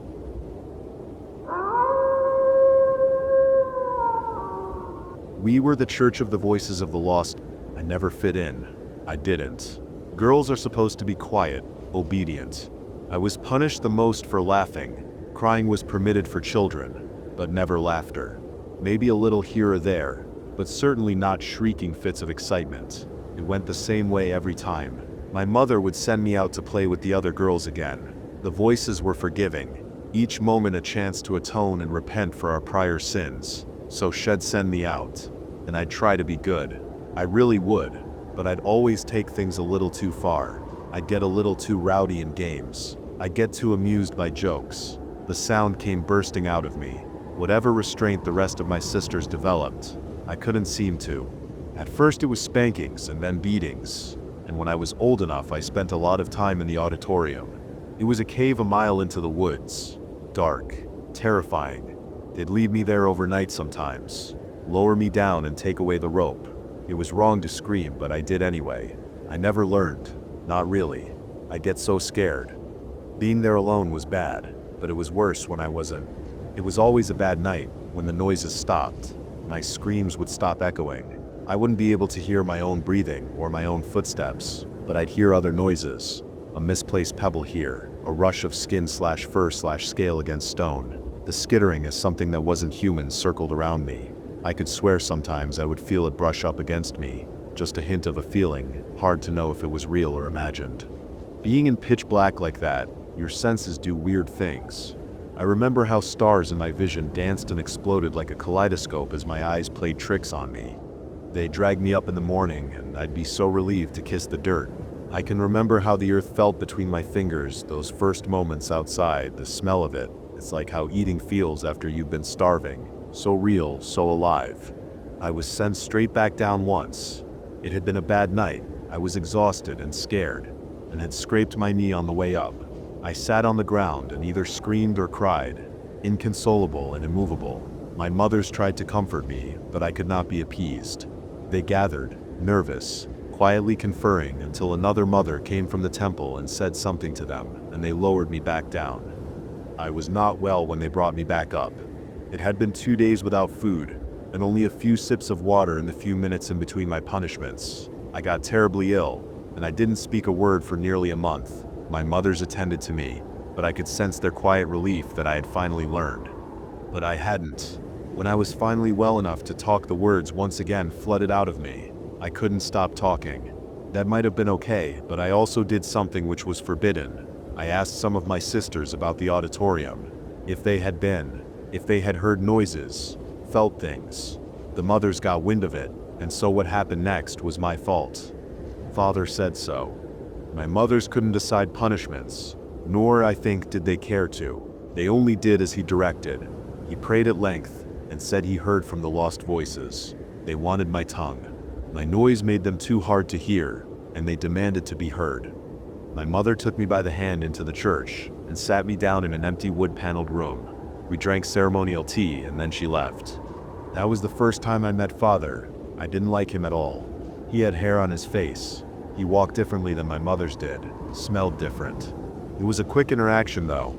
I could hear him whispering. The room was swimming. He put his hand under my chin and made it clear I was supposed to open my mouth. He lifted a dagger he had always had in his hand, or maybe it suddenly appeared, and he pinched my tongue between his fingers and excised it. The blade was wickedly sharp. I barely even felt it until a second later, when the agonizing pain began to bloom. I couldn't even scream, as if my voice had been removed from me along with the tiny sliver of flesh. The pain was indescribable, horrible. It wasn't just my mouth. It felt like my whole body was in pain. It felt like I was experiencing a lifetime of pain condensed into a pinprick of a moment. I fainted. I woke up and my mouth hurt horribly, a throbbing ache that moved in time with my heartbeat, but it was nothing compared to the first cut. When I opened my mouth now to look at it, it's clear they cauterized it while I was unconscious.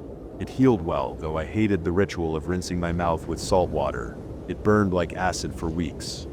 I learned my lesson, or maybe it's more accurate to say the lesson was forced upon me. I couldn't vocalize at all. There's nothing wrong with my vocal cords. Medically, I can make sounds now, and even hum on key, but at the convent I couldn't make a sound. It was at least easier for me that way. I stopped getting into trouble. I was another quiet girl behaving as a quiet girl should. When I was older, Father called me into the church. He explained my punishments as a child were my virtues, that the voices were simply overseeing a sacred trial for me, and I was blessed by them to not be able to make a sound. He took my hand and told me it was a great honor. I was a vessel. Someday my son would have the voices speak through him. He told me the voices had ordained me as his consort. The ceremony took place in the auditorium. Before it, my mothers bathed me and anointed me with perfume, combed my hair and dressed me in black like the auditorium. Some of them wept quietly as they worked, silent, eyes wide and full of tears. They left me to have a moment of quiet reflection, perhaps my last. I had a lifetime of silence ahead of me, but never again solitude. I sat, listless. I didn't enjoy living then, not after I had lost my tongue. The laughter went out of me, and so did everything else. One of them stayed behind and explained to me my sacred duty. "It is going to hurt," she whispered. I didn't care. Not really. I wrote "nothing could hurt worse than my tongue" on a slip of paper. She looked at me then, thoughtfully, and she nodded. In hindsight, my mothers were not much older than me. Maybe 10 years older at most, around the age that I am now. I wonder who they were sometimes, who she was. I walked with them in a procession to the cave that night, our candles like fallen stars bobbing among the trees. There were makeshift stairs into the cave, which they used on holy days to visit the auditorium to pray. I descended carefully. We each held a candle. The auditorium looked so small and unfamiliar to how I remembered it, crowded with women and bathed in light. We stood silently. My mothers arranged themselves around me, and we waited for a few minutes before my father arrived. We heard him before we saw him. Some of the mothers turned their heads, so I know I wasn't imagining it. There was a rush, like 100 whispering voices, each soft but together loud, indistinct, talking over one another. The mother who had spoken to me earlier was next to me. She leaned over slightly, and in a low voice, barely audible, a voice practiced in a lifetime of whispering, said, "We've never heard them this loud." She added belatedly, "It's a great honor." But it was the pause that said everything. She was afraid. And then Father arrived. He held no candles. He entered the cave and the whispers echoed, bouncing off the walls and multiplying. As he entered the auditorium, the voices split. Somehow, it felt like each was bouncing off the walls at a different angle, the way a prism fractures light, each voice now distinct from the others, though not intelligible. Father walked up to me and snuffed out my candle. He took it and handed it to my mother with a meaningful glance. He said, "You all know the ritual." Silence, one of the voices wailed. My mother seemed to shrink into herself then, clutching both mine and her candle. My father took my hand. "Into the true church of the lost voices," he said. "The inner sanctum. It's an honor not many are given, and none more than a few times in a lifetime." He led me towards the back of the cave. I could feel the eyes of my mothers on me, watching, praying. As we walked, the voices changed. "Bring her to me," one hissed. "Bring her to me," said another. "Bring her to me, me," they chorused. And suddenly there were 100 voices speaking in perfect unison. "Bring her to me," they boomed. Father's lips never moved. A I was shaking like a leaf, but his hand clasped mine and I didn't dare to lag behind him. It was almost comforting to have a human presence next to me, although I tried not to think of what was waiting for us in the inner sanctum. He paused at the entrance, a narrow passageway.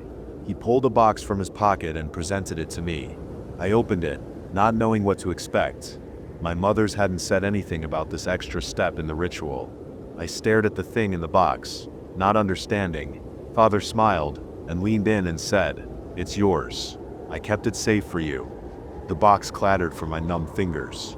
It was the shriveled remains of my tongue, preserved all these years, kept in the temple, or maybe just in his quarters. It hit the ground. I didn't move to pick it up. He got angry then, and the voices were chanting even more insistently. He grabbed me by the hair and dragged me into the inner sanctum. The passageway was twisting, so I banged into the wall twice, trying to keep him from ripping my hair out. The stone was unforgiving. I thought I might be bleeding. The voices stayed outside. It was a surreal experience. The way they faded, it was like the cave was swallowing the sound. I couldn't hear my own breathing, nor his. He let go of my hair, but the sensation of being totally alone in the dark without any sensory input was terrifying and evoked my childhood fear. I felt for him and I grabbed his arm, to have something to hold on to. He spoke, I think, or the voices did, or maybe just one of them. The one in here felt singular. It was loud, powerful. I couldn't tell where it was coming from, but it said, "She's here." It paused. "She is not whole." It paused again. I could feel Father take a deep breath, but if he spoke, I didn't hear it. No, it boomed. "She must be whole. You must try again." And then he jerked away from me. I think he was ripped away by something. It was so fast and forceful. The next thing I felt was a spray of something warm and wet. Without Father there, I turned and ran. "Try again," the voices screamed. "Try again." I burst into the auditorium and fell into the arms of my mothers. The one who had spoken to me before, the one who stood next to me, had picked up the box. She pressed it into my hand, clasping hers over mine. "Amelia," a voice said. Light, feminine, different from the other voices, but disturbingly familiar. "Run." And then with a feeling like I had been punched in the throat, I began to scream. It hurt. My throat felt like it was on fire. It felt like I had swallowed broken glass. The screaming made it worse. It was so painful, but after years of silence I was more scared to stop, for fear I would never start again. And I was terrified. The voices were shattered again. 100 echoes, each unmistakably angry. The noise was overwhelming. I scrambled for the stairs. It was more like a ladder. I climbed the rungs with one hand, the other clutching the box to my chest. It wasn't ladylike, but I didn't care. I did my best not to trip on my skirt, which was completely in the way. I got up out of the auditorium before I turned to look. My mothers were all staring towards the inner sanctum. I couldn't hear anything, but they must have. Down there, one fell, bleeding. Then the screaming started. Human screams, but not as many as you would expect, given the number of people. The candles started flickering out as they were dropped. I could have sworn I saw one snuff out on its own, but the scene was chaotic. It could have been a draft of air. The room darkened quickly in the span of a few seconds as the candles snuffed out. My mothers hadn't expected me and hadn't followed me up, or even in the direction of the stairs. This wasn't how the ritual was supposed to go. It had taken them by surprise. The one closest to me glanced up and saw me. She mouthed, "Go," and quickly pried the ladder from where it was crudely affixed to the wall. Gravity had mostly been holding in place, but it was a tall wooden structure. She must have been fueled by pure adrenaline. The ladder toppled and the rest of the lights went out within seconds. I could hear rustling and weeping, and a couple of piercing screams cut short. I stood paralyzed for a moment, staring into the void, facing my childhood fear. When all the sounds cut out, I turned and ran. The cave opening leading to the auditorium was dark. I fell twice before I got close enough to the entrance that the starlight could guide me. I burst into the forest, running at full speed. The night is never really that dark, not even during a new moon. I could see as clear as day after being in a cave. I hesitated as I took the path towards home. There were at best a few girls around my age, but nobody who would know what to do. That had always been Father. In his absence, one of the mothers, maybe. But they were trapped in the cave. I didn't want to think about what happened to them, so I kept going. The adrenaline only got me so far. There was a dirt road that connected our home to somewhere else. We got deliveries from outside. I didn't know where. But strangers came with things in their truck every month. I walked it. I walked the road until I hit a smooth road, wider, paved, something I had never seen before. It stretched to the left and to the right, east and west. I knew that much, and I knew the sun rose to the east, so that was the direction I picked, towards the sun, towards light. I walked and I kept walking, all night. It was a few hours to go, maybe a dozen miles. In the end, I don't know if it mattered. I could have probably sat by the side of the road and been picked up by the same older couple and gotten to town in the same amount of time. But something about the walk was cathartic, although it was terrifying. Leaving home was a punishable offense. How far you strayed would have dictated how severely you were punished. Every step was liberating, but I was at the same time fueled by panic. The look in my mother's eyes when she told me to go, the substance splattered all over my face that I was trying not to notice, that looked black in the low light but smelled like copper. So I walked and walked, following the dark ribbon of the road as it curved through fallow fields without a building in sight. The sun started to rise as I walked. The hum of the insects died down and birds began to call. I heard a loud yet soft noise, like a shout that carried a far distance. It grew louder as it approached. I stood stock still in panic. It was a pickup truck. I stared, clutching the box I still held. I recognized it as a truck, but I hadn't known they could move so fast. A man got out of the cab pointing a gun at me. I didn't really know what that was either, so it didn't scare me more than I already was. "The power of Christ compels you," he shouted, advancing slowly. "I'm warning you, I'm armed, and I don't take kindly to ghosts." "Oh shit. Mary? Mary, what do those cult girls look like?" A woman stepped out of the cab as well, rubbing her tired eyes. "Oh no, honey," she said. "What happened to you? Is somebody hurt? Did somebody die?" I stared, my eyes darting between the man and the woman. "Holler if you can understand me," the man said slowly. "What's your name, sweetie?" I shook my head. "Do you have a name?" I shook my head. He took a step closer and I shied away. "Put the gun down, for God's sake," Mary scolded. She came up to me and I let her. She was older than any woman I'd ever seen. I thought she must be ancient, but she reminded me of my mother's. She touched my face, gently. "Are you hurt?" she asked. I shook my head. "This is in your blood?" I shook my head. "Can you speak?" I shook my head a third time and opened my mouth. She recoiled. "My God," she said, "we're taking you to the sheriff." I didn't want to be in the truck with the man. I shied away when she tried to get me to climb up into the cab. She eventually relented and put me in the bed of the truck, with a stern warning that I'd hurt myself if I tried to climb out while they were moving. I was fascinated. I stared down over the side of the truck bed and watched the pavement go whizzing by. After that, it was all kind of a blur. They brought me to town and it was similar but completely different to home. There were buildings, but some clearly served other purposes than a dormitory or a temple. They were all colors and made of materials I didn't recognize. Mary and her husband whisked me into a building. It was a strange building, all desks and people in brown uniforms. They had a lot of things that I didn't know what they were. But from there they took me to a smaller room, quieter and less chaotic, which helped because the noise of so many people talking so loudly made me feel hazy and ill. Mary insisted a woman come talk to me. She stayed with me and would have held my hand, but I needed them to write. I explained what had happened, page after page. The woman took them as I finished them, scanned them, and asked me a continuous stream of questions that I struggled to answer before she asked the next.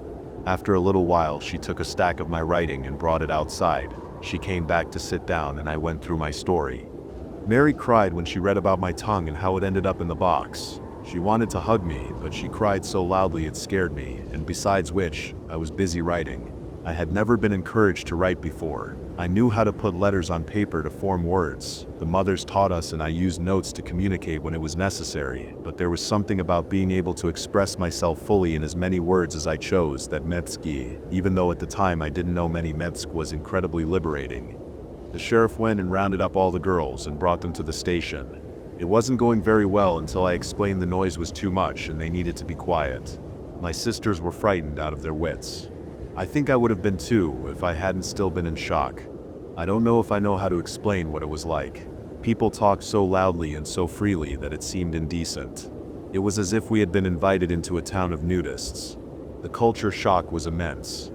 None of the mothers made it. This was much more shocking to my sisters than to me, but I had seen what happened. The police officers asked me a lot of questions about what I saw.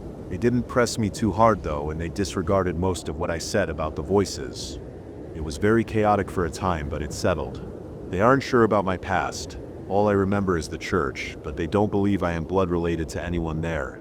They suspect many of us, especially the younger girls, were kidnapping victims. I took the name Amelia. I believe that was always my name, but I don't know for sure.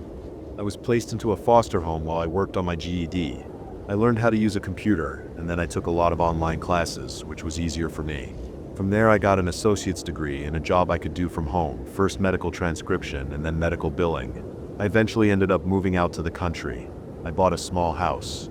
I had lived for years in town, happy enough, but I enjoyed being in nature more. I enjoyed the solitude.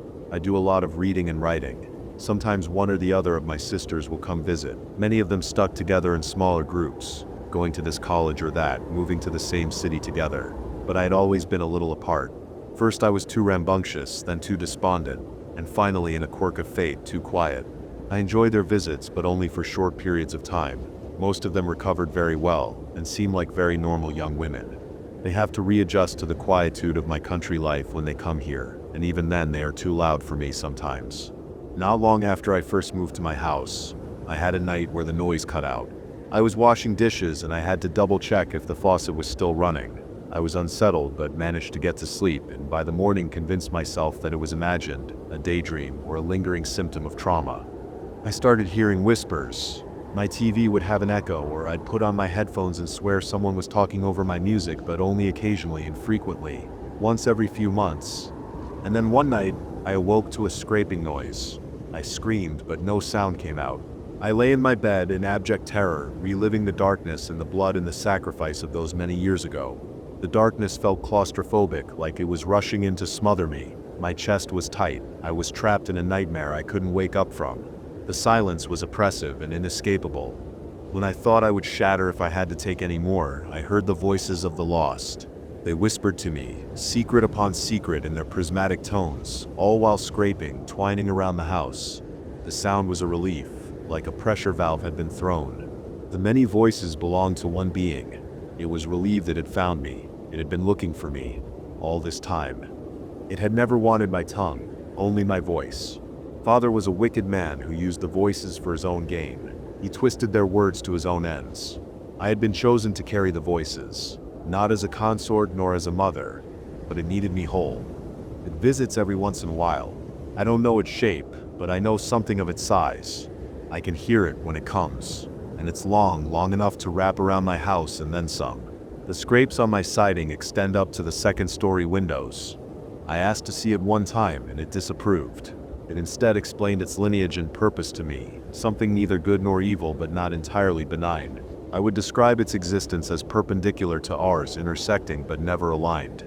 I have my tongue still, in a safe deposit box at the bank, because I don't know how to store such a thing, but neither do I know how to throw it away. I could retrieve it at any time. The voices say if I place it in my mouth, it can restore my voice to me, but I am scared to accept its call, its siren song. I would gain my voice, but with it would come terrible responsibility.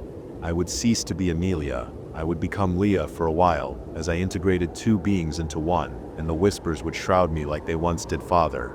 But I would become something else, after that, something greater than he was, something unrecognizable. Life is long, and I take pleasure in my simple country life. I even welcome the visits from the voices. They disturb me less as time goes on. It becomes easier for me to parse the many overlapping threads of our conversations. Sometimes, if I listen carefully, I can start to sense something akin to a harmony, not of sound, but of thought. There are ideas that can only be conveyed as a multiplex. The individual thoughts combine and create relationships, higher-order meanings. The longer I speak with it, the more I get a sense of complacency from it. I think it perceives time differently. It does not seem hurried, nor even intent on convincing me. I think it already knows my answer. Not now, not next year, but I think in the future I join it and lose myself. I become the voices no longer lost.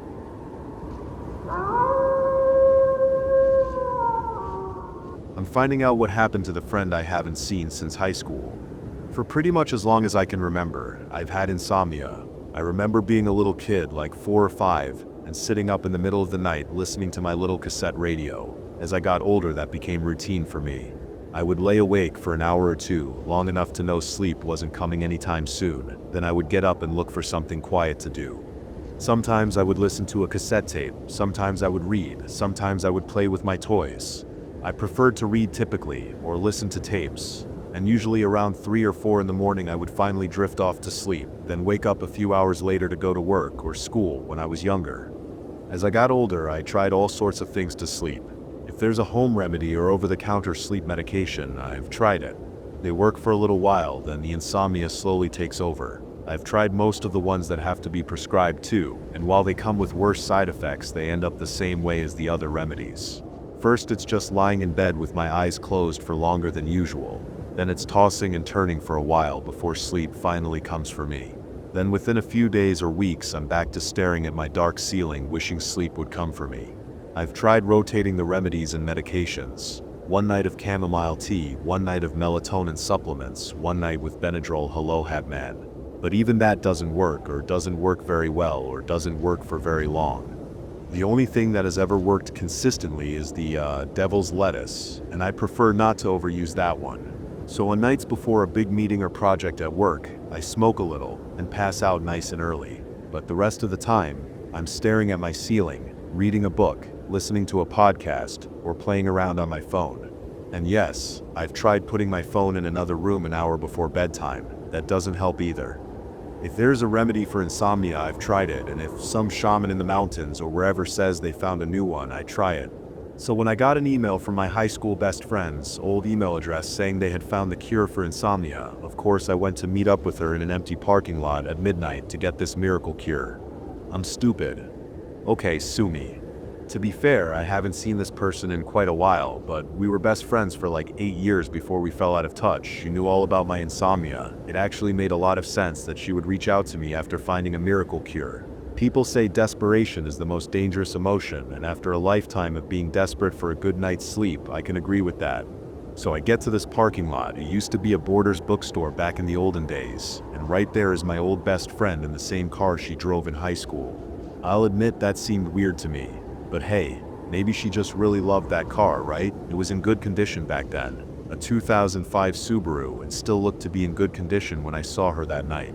I wrote off all the weirdness because I'm desperate. You try going your whole life without consistently getting a good night of sleep, and then tell me you wouldn't go to an abandoned parking lot in the dead of night for a miracle cure. I want to sleep normally without having to switch to a new drug every week, without having to take those horrible sleeping pills my doctor prescribed that make me feel even worse when I wake up.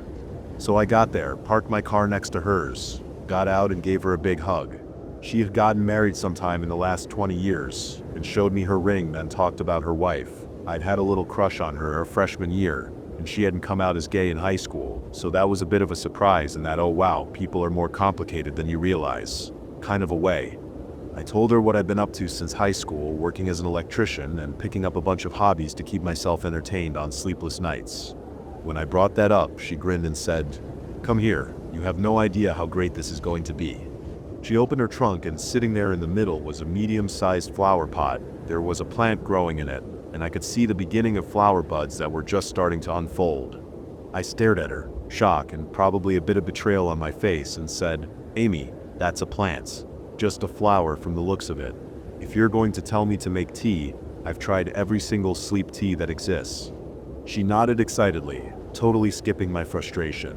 "Not just any plant, James. That's a variation of the moonflower. It's been crossbred with a blue pea butterfly flower. You probably don't care about all the scientific bits and pieces, but basically this is going to make you sleep and forget you ever had insomnia." I stared at her again, trying to find the words to explain my disappointment. Finally I said, "How?" She pulled a little plastic sandwich bag out of her purse and showed me some silvery blue flower petals and said, "Once the flowers start blooming, remove one at a time and dry them by hanging them upside down in a dry place. Once they're dry, grind the petals into a powder and sprinkle that powder all over your pillow." I cut in, "My pillow? I don't make tea or something." She laughed. "Nope, just sprinkle the dust on your pillow whenever you can't sleep, and then water it every single day. No slacking, you have to remember to water it, or it won't work." I chuckled. I'd been put on ADHD medications our senior year and could never actually remember to take them, so I'd started selling them to rich kids instead. When my mom found out, she was really mad and grounded me for a few days, which I thought was weird. I had been expecting a few months if I got caught, but apparently she told my dad she was actually kind of impressed. Anyway, Amy must have remembered that story with the mischievous look she gave me. I won't lie, I felt weird about the whole thing. A flower I'd never heard of was supposed to cure my insomnia. I asked, "If this flower is so amazing, why isn't everyone using it?" Amy shrugged. "The best kept secrets hide in plain sight, right?" I lifted an eyebrow, I guess. She smiled again and gestured to the flower. "Since we're old friends, I won't charge you what I normally would for this. Typically I charge people a few hundred for one of these, especially with how close it is to blooming, but I'll sell it to you for just $100. You want it?" To be honest, if she hadn't charged me, I would have walked away without the flower. The whole thing felt really suspicious to me, but when she said she charged for the plants, it made me feel better. I guess I thought if she had ulterior motives, she would give it to me for free, but charging me made it seem more like a legitimate business deal. I got an image in my head of her selling these plants on Etsy or some other online retailer, and it calmed me slightly. She was always the girl who did bake sales and lemonade stands, so this too just fit in with what I knew about her. I pulled out my wallet, gave her the wad of 20s I keep in there, just in case, and put the plant in the back seat of my car. She grinned again, said she hoped it would work for me, and then told me to water it every day when I woke up, and she would email the other instructions in a few days since it wouldn't bloom for a while anyway. Before she got in her car, she said, "I suggest keeping it on your nightstand. Maybe it's the placebo effect, but I feel like it works better when you keep it in the same room where you sleep." I was unlocking my car when she said that, and I stopped. What about pollinating? Doesn't it need to be outside to bloom? I wasn't great with plants, but my mom loved them, and I'd learned a little here and there from her. I had a vague understanding that flowering plants needed to be pollinated by some type of bug in order to really grow. Apparently there's a tree or something that's so old it's pollinated by beetles because it evolved before bees. But plants were my mom's hyperfixation, not mine. But instead, she said, they self-pollinate. Again, I won't bore you with the specifics, but trust me, I know what I'm talking about. I've been working with this plant for a long time now. So I did. I trusted her and I took the plant home with me. I set it on my nightstand, watered it, and laid down. Obviously, I didn't notice any changes right away. I watered the plant faithfully, watching the slow progress it made as it climbed steadily towards my ceiling. I found myself fascinated by the plant, watching it when I couldn't sleep, entranced by the way it slowly wound and curved its way up. There were a few times where I found myself thinking that at least I had something new to do while I was lying awake, even if this silly plant never helped me sleep. Finally, after I think a few weeks, or maybe a month or two, I wasn't paying super close attention. I got my first bloom. To be honest, I didn't want to pluck it. It was like a combination between a crocus, an iris, and a magnolia blossom. The petals were silver at the center of the plant, stretching out into a midnight blue that took my breath away, and they almost seemed to sigh out of the plant, like a puff of mist on a clear winter night. I was afraid if I got too close, if I so much as breathed on it too hard, it would disappear. I hesitated to pluck it for a few days, but I finally gave in. I had been looking up the proper way to dry and store herbs, and I had ordered a little enclosed rack just for that purpose. I hung the bloom up on the drying rack, went to work, and forgot about it. ADHD, what can I say, until the next bloom appeared on the plant. When the next bloom unfurled, I remembered I had one drying and ran into my kitchen. There it was, dry and ready to be used. I rubbed one of the dried petals between my hands, over top of my pillow, until a fine blue dust slowly shimmered into existence on the white pillowcase. It was only 8 at that point, so I got up, did some chores, and went back after a few hours. Shortly after 10, I laid down and nothing. I laid down. There was no magical sensation of sleep, no sudden drowsiness. I was just laying on my pillow. And then it was morning. I don't remember falling asleep. I don't remember dreaming. It was like all the time from 10 p.m. to 7 a.m. was just snipped away. In some ways, it was really nice, better than laying awake all night, wishing for sleep anyway. I can't say I felt particularly rested that first night, more disoriented than anything else, but I'm pretty used to that feeling, so I went about my day as normal. When I got home from work that afternoon, I remembered Amy and pulled up my phone to email her so I could let her know it seemed to be working so far, but I couldn't find her email. I figured I must have deleted it without meaning to, so I looked her up on Facebook, but she wasn't there. That wasn't too weird. A lot of people I know have started getting away from Facebook, so I looked her up on Instagram, but still couldn't find her. I barely slept that night, not because of my insomnia, but because I was trying so hard to find Amy and I just couldn't. Google searches didn't return anything. I couldn't find her in any city or state databases. I couldn't even find any references to her on the website for our high school. They do this time machine thing where you can look people up, actually super cool. It was like Amy never existed. I don't remember getting in bed, but I woke up in time for my first alarm, snuggled down under the covers. I got up and started getting ready for work, resolving to myself that I would find my old yearbook and locate Amy somehow, but by the time I got to work I had completely forgotten about my search. When I got home that night I remembered briefly, but I was so tired all I wanted to do was lay down. I went to my couch first, played on my phone and read for a bit, then drifted to my bed. I laid down, but sleep refused to come as I tossed and turned. After an hour I broke, got up and retrieved one of the petals from my kitchen, then crumbled it onto my pillow. I drifted off while staring at the plant, and had a single dream. In my dream I was trying to water the plant. I would fill a pitcher with water, but when I tried to empty the water onto the plant, something else would come out instead. Sometimes it was more dirt, sometimes it was a different liquid, sometimes it was nothing at all. When I woke up in the morning I felt disoriented again, but slightly more rested than usual. I didn't have to work, so I stayed in bed for a little while and relaxed. After a bit I remembered my abandoned search, and hurled myself out of bed to run to my garage. I dug through box after box until I finally had all 4 of my high school yearbooks. I flipped through them all looking for Amy, and in every single one, I found her. Crisis I made up in my head averted. I packed the boxes back up and went on about my day. As I've said before, I'm not a smart man. I should have listened to my gut instincts. I went about my life normally, taking care of the plants. I named him Charlie, a normal part of my day. I would wake up, dump the remnants of my glass of water into the soil, pluck new blooms and hang them up to dry, then go on with my day. At night I would sprinkle the powder onto my pillow, lay down and wake up in the morning. I finally felt like a normal person. It may sound weird, but I know my fellow insomniacs will get me. I've always envied people who can just lay down and sleep. And I don't just mean people who say they're out as soon as they hit the pillow. I mean I envy every single person who regularly gets a good night's sleep without the use of drugs. And for the first time in my life, I finally knew what that felt like. Which is why I ignored all the red flags. Now some of the red flags are obvious to you. I'm sure bought a plant out of the back of a Subaru in a parking lot late at night from someone I hadn't seen in almost 20 years, didn't do any research, etc. But there are others I should probably tell you about too. Like the fact that most of my dreams seem to revolve around Charlie. That's weird, right? Pretty much every night I would dream about something to do with Charlie. I ignored it.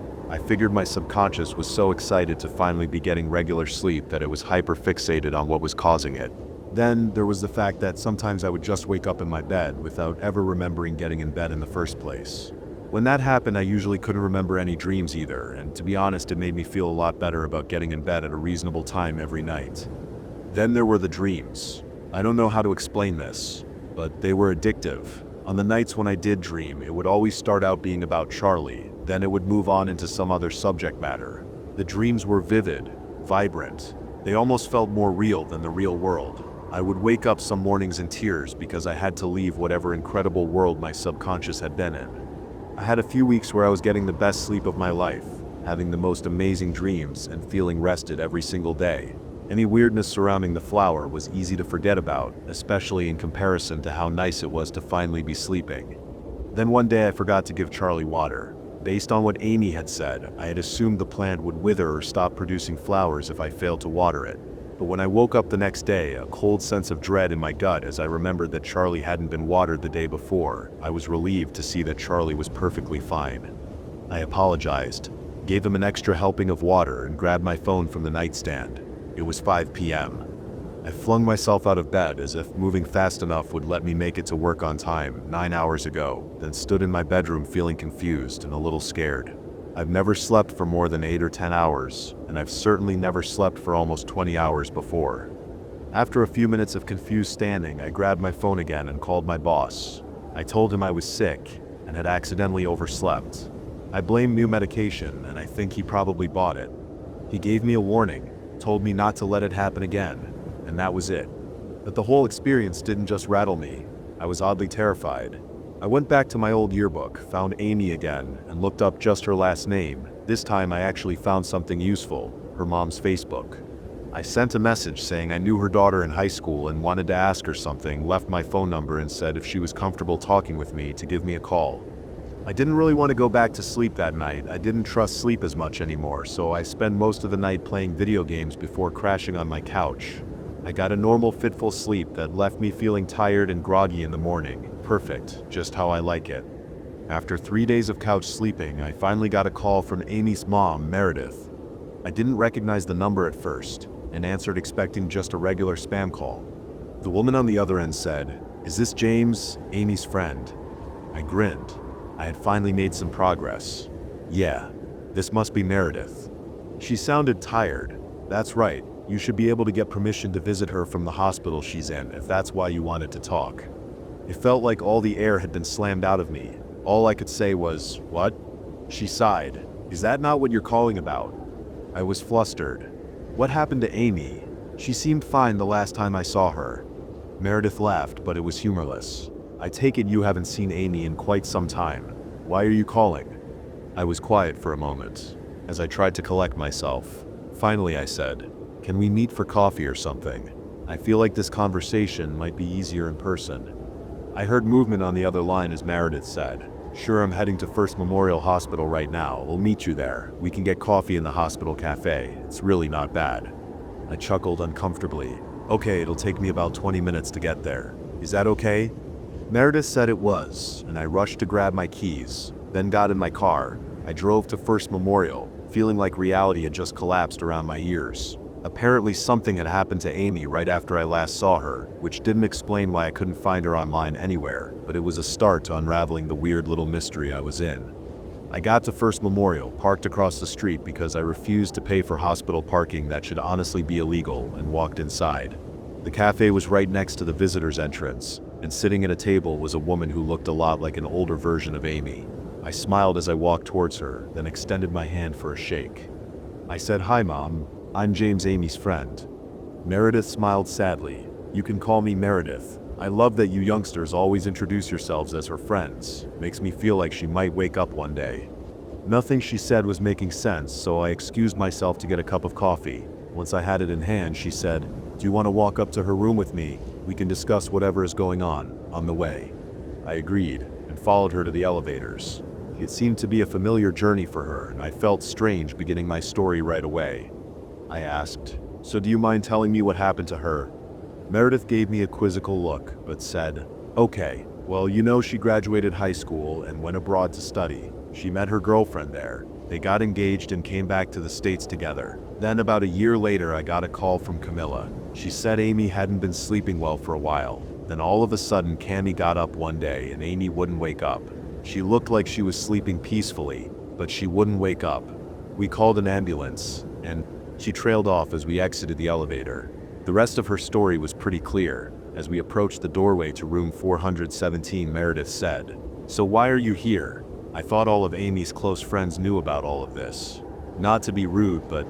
Again she trailed off and I hesitated for a moment before saying, "Okay, this is going to sound super weird, but please give me a chance. I knew Amy in high school. We talked a little after graduation, then we pretty much fell out of touch, until a few months ago when I got an email from her." Meredith's eyebrows had been climbing up her forehead the entire time I was talking, and by the time I said she had emailed me, they were basically in her hairline. She didn't believe me, and I didn't blame her. I continued. I responded to the email, and she said she had this miracle insomnia cure. I've been an insomniac basically my whole life, so I was really hopeful. So we met up, and she gave me... Meredith cut me off. "She gave you a plant named Charlie." Her words shocked me so badly I felt like I had been punched, and I know I reeled back as if I had been hit. I said, "Well, yes, but no, but I named the plant Charlie, and I never told her that." Meredith shook her head and opened the door to room 417, then gestured for me to walk in. There were 2 beds in the large room, divided by a curtain. In one bed was Amy, looking exactly as she had when I saw her a few months ago. In the other bed was a woman with dark hair and olive skin. They both looked asleep, as if they would wake up at any moment. Meredith was studying me carefully as she pulled out a chair and sat down. She said, "All right, I'll tell you the whole story. Amy got in a car wreck right before she left for the study abroad program. She suffered a TBI and developed pretty severe insomnia. When she came back from Italy, Cammy here," she gestured to the pretty olive-skinned woman, "wasn't the only thing she brought back with her. They also had this plant they called Charlie.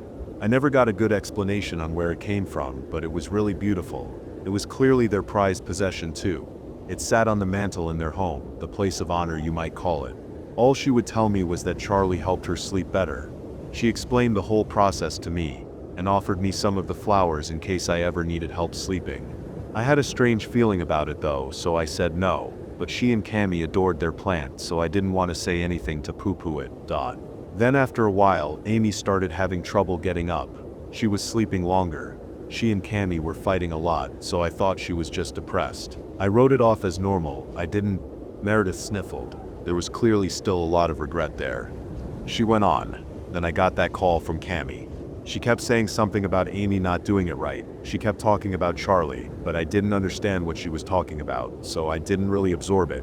Amy was in the hospital, in a coma, for 2 months before Cammy joined her. I don't know what happened. We cleared out their home and sold it, when doctors said they didn't think the two of them would wake up anytime soon. I didn't see the plant, and I didn't even think about it, until now. At some point during her story, I had collapsed into the chair next to her, and I was just staring at Amy and the other woman. Finally, I managed to say, "Amy didn't come out in high school." Meredith shook her head. "Right, she came out to me while she was abroad. I think she was scared to come out until she really knew for sure." I took a deep breath. I never knew she was gay, but when I saw her a few weeks ago, she told me she had gotten married. I don't remember her saying what her wife's name was, but she told me she was married to a woman she had met in college. Meredith leaned towards me. Her voice came out in a scared whisper. "I dream about her all the time. Dreams where she's holding Charlie and begging me to take him. She tells me how much she and Cammy miss me, and she begs me to join her." Tears were forming in her eyes. The dreams had clearly been very hard on her. She grabbed my wrist, and I was shocked by how strong her grip was. She studied my eyes intensely. The dream stopped in September.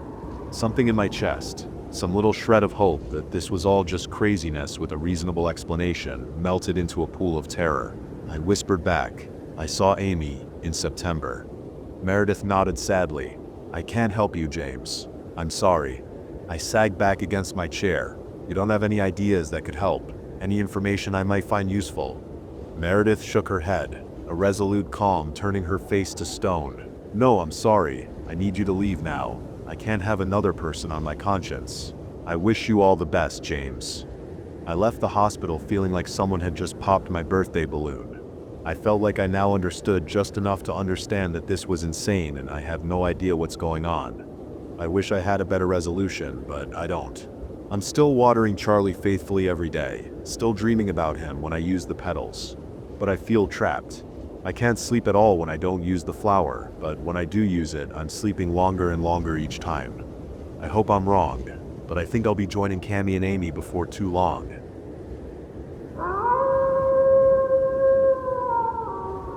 The Onion Boy. The Onion Boy does not sleep, for this is the time in which he furtively toils, collecting and consuming dreams. His appetite is never satisfied. He moves on to the next sleeping victim, with the priors still weighing freshly in his stomach tud, for he is confident it will be digested in time for his next meal. Please, if you could spare a moment, I will tell you about the first time the Onion Boy visited me. It was my first year of college, and I had the world at my fingertips. I had just started dating a beautiful girl with long flowing amber hair. I clung to every word that spilled out of her coy, curled lips as if it were gospel and I was her disciple. We made love under the moon and drank during the day, using what precious time afforded us as young gods. I was deliriously happy. But fate saw my happiness and could not abide its impetuosity. There was another who began to feel the glowing warmth of her attention. She started to make excuses on the days when we planned to meet. She would forget her mother was coming into town and be indisposed the whole weekend. I could no longer walk her home from the library at night because she was with her friends, all the while careful to avoid using any identifying pronouns that may signal another cock was in the roost. I'd like to say I was patient with her, but I sensed something amiss from the jump. My suspicions were affirmed after many long nights trailing her and dodging behind shrubs when she felt my presence. But she never caught me. Not even that one night, that horrible, dreadful, terrible night I spent in the tree outside her window. It was then that I finally saw him sought her new lover. With gossamer curls that fell over his Adonis-like face, I knew I could not compete. I had lost. That night I tossed and turned in my sweaty bed, my consciousness adrift in the twilight zone between sleep and wake. Every time I closed my eyes and tried to drift off into a peaceful slumber, I saw them rolling around in her satin floral sheets. I caught the love and magnificence in her gaze, which stung from the knowledge that it was promised to another. With each recollection of this horror, I was jolted awake. This went on for weeks, drifting off to sleep, only for my blood to become electric as I was awakened by my horrible memories. I knew no peace. It was on the third day that I first encountered the Onion Boy. "Dost thou miss your delightful fantasies?" he croaked. The aura of death clung to every word that drifted from his mouth, replaced by vile visions. "Who are you?" I asked shakily. "I can take it away," he hissed. "The pain, the suffering, the memories." I flicked on my bedside lamp, and there he was, a little boy, no older than 12, wearing a Victorian newsboy outfit. He had a shock of shaggy, white, blonde hair that fit under his cap, and a disquieting grin. His body was pale and decaying, with pockmarked skin that barely clung to his skeleton. Small maggots wriggled in the abscesses that littered his body. "I am hungry," he said. "Please, allow me to relieve your pain. Allow me to feast." "Be gone," I screamed. His spirit dissipated, but that was not the last of the Onion Boy. He visited me every night, singing songs of death and recounting the dreams he had consumed that night. All the while, my own nightmares continued to plague me. I couldn't get the image of her lips pressed against his out of my head. On the 12th day, I finally relented. The Onion Boy came, as he always did, heralded by the stench of rot and decay. "Are you prepared?" he asked. "Please," I begged. "We'll do anything. Just please make it stop." "As you wish," he said with a smile. "Now please lay back and close your eyes." I did as he asked, and the Onion Boy began his tale. He told me of how he became a consumer of dreams, a demon of the night. He used to be a regular boy named Isaiah, who, like me, became consumed by nightmares. The visions of his mother's horrible passing came to him every night, torturing and shocking him awake any time he tried to seek salvation through the unconscious. He was willing to do anything to make it stop. Then the Onion Boy approached Isaiah and offered him a deal. Listen to his tale and he would bring relief by consuming the nightmare that plagued him. He laid down and listened to his tale, and in the end, the specter consumed his dream as promised. The Onion Boy left Isaiah, who drifted to a peaceful, uninterrupted sleep. He was happy for precisely 3 days before the hunger set in, a deep, gnawing pain that nipped at his ribcage. No amount of food or books or candy that brought Isaiah joy would satisfy this hunger. That night, the Onion Boy returned to Isaiah. "What did you do to me?" Isaiah asked. "Nothing that wasn't done to me before," he said. "The only way to rid yourself of this curse is to pass it on to another, just as I have. Remember, the story must always begin the same." At this point, I realized what Isaiah was doing and bolted from my bed, but it was too late, just as it is too late for you now. "I'm sorry," he said. A plaintive look painted on his face. The story begins. The Onion Boy does not sleep, for this is the time in which he furtively toils, collecting and consuming dreams.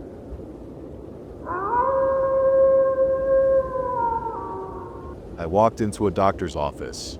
5 years later, I escaped. I think that most of us have an inherent trust in people in certain positions. A badge, a degree, a lab coat. If a lawyer gives you advice, you take it. If a cop tells you to stop doing something, you stop. If a doctor tells you that you're sick, you start to worry. It's all part of the system of society. Those jobs have authority, and we are taught to respect that authority with little to no questioning. For the most part, this is fine. If the person really is a lawyer, a cop, or a doctor, significant damage can be done when someone either pretends to hold this power or uses it for less than noble reasons. I had never considered this, aside from the tragic and horrific stories of real abuse of police power. When was the last time you heard a story about a fake medical office? I should have checked the place out. But in my defense, I had a high fever, a very sore throat, and it was 2 a.m. I was going to go to the ER. I actually drove there and walked inside, but I saw the waiting room was packed. Dozens of people with varying degrees of illness or injury took up every chair and spilled onto the floor, waiting for a bed to open up in the back. I knew this would take hours. I did not want to wait all night long for the expected diagnosis of strep. I have had it many times, so I know what it is when I get it. A quick prescription of antibiotics was all I needed, so I left the emergency room feeling worse than when I arrived. I did a quick map search for 24-hour urgent cares in the area and found one only 1.5 miles down the road. The practice was in a little business park and situated in a small row of connected offices. There were no other cars in the lot, so I parked in the space right in front. The window had a big red neon sign that said Urgent Care. The white screen printed text on the glass front door displayed the practice name, said they were open 27/7s, and walk-ins were welcome. Huh? 27? I thought the fever was getting to me. I shrugged it off, got out of the car, and went inside. The door made a friendly chime as I opened it. The waiting area was completely empty, which didn't surprise me at this time of night. There was a reception desk directly across from the door. Plexiglass shielded the border of the desk from the incoming patients. An older woman with a squat build, thick glasses, and kindly face sat behind the desk. She looked up from her computer screen as I came in, and she smiled at me. "What are you here for?" she asked while grabbing one of the many stacked and preloaded clipboards sitting to the right of her keyboard. "I need to see the doctor. I think I have strep." I croaked at her, as my voice had become raspy and it was difficult to speak. Her face shifted into an empathetic frown. There was a sign and sheet on the counter, several names written down along with the sign and time.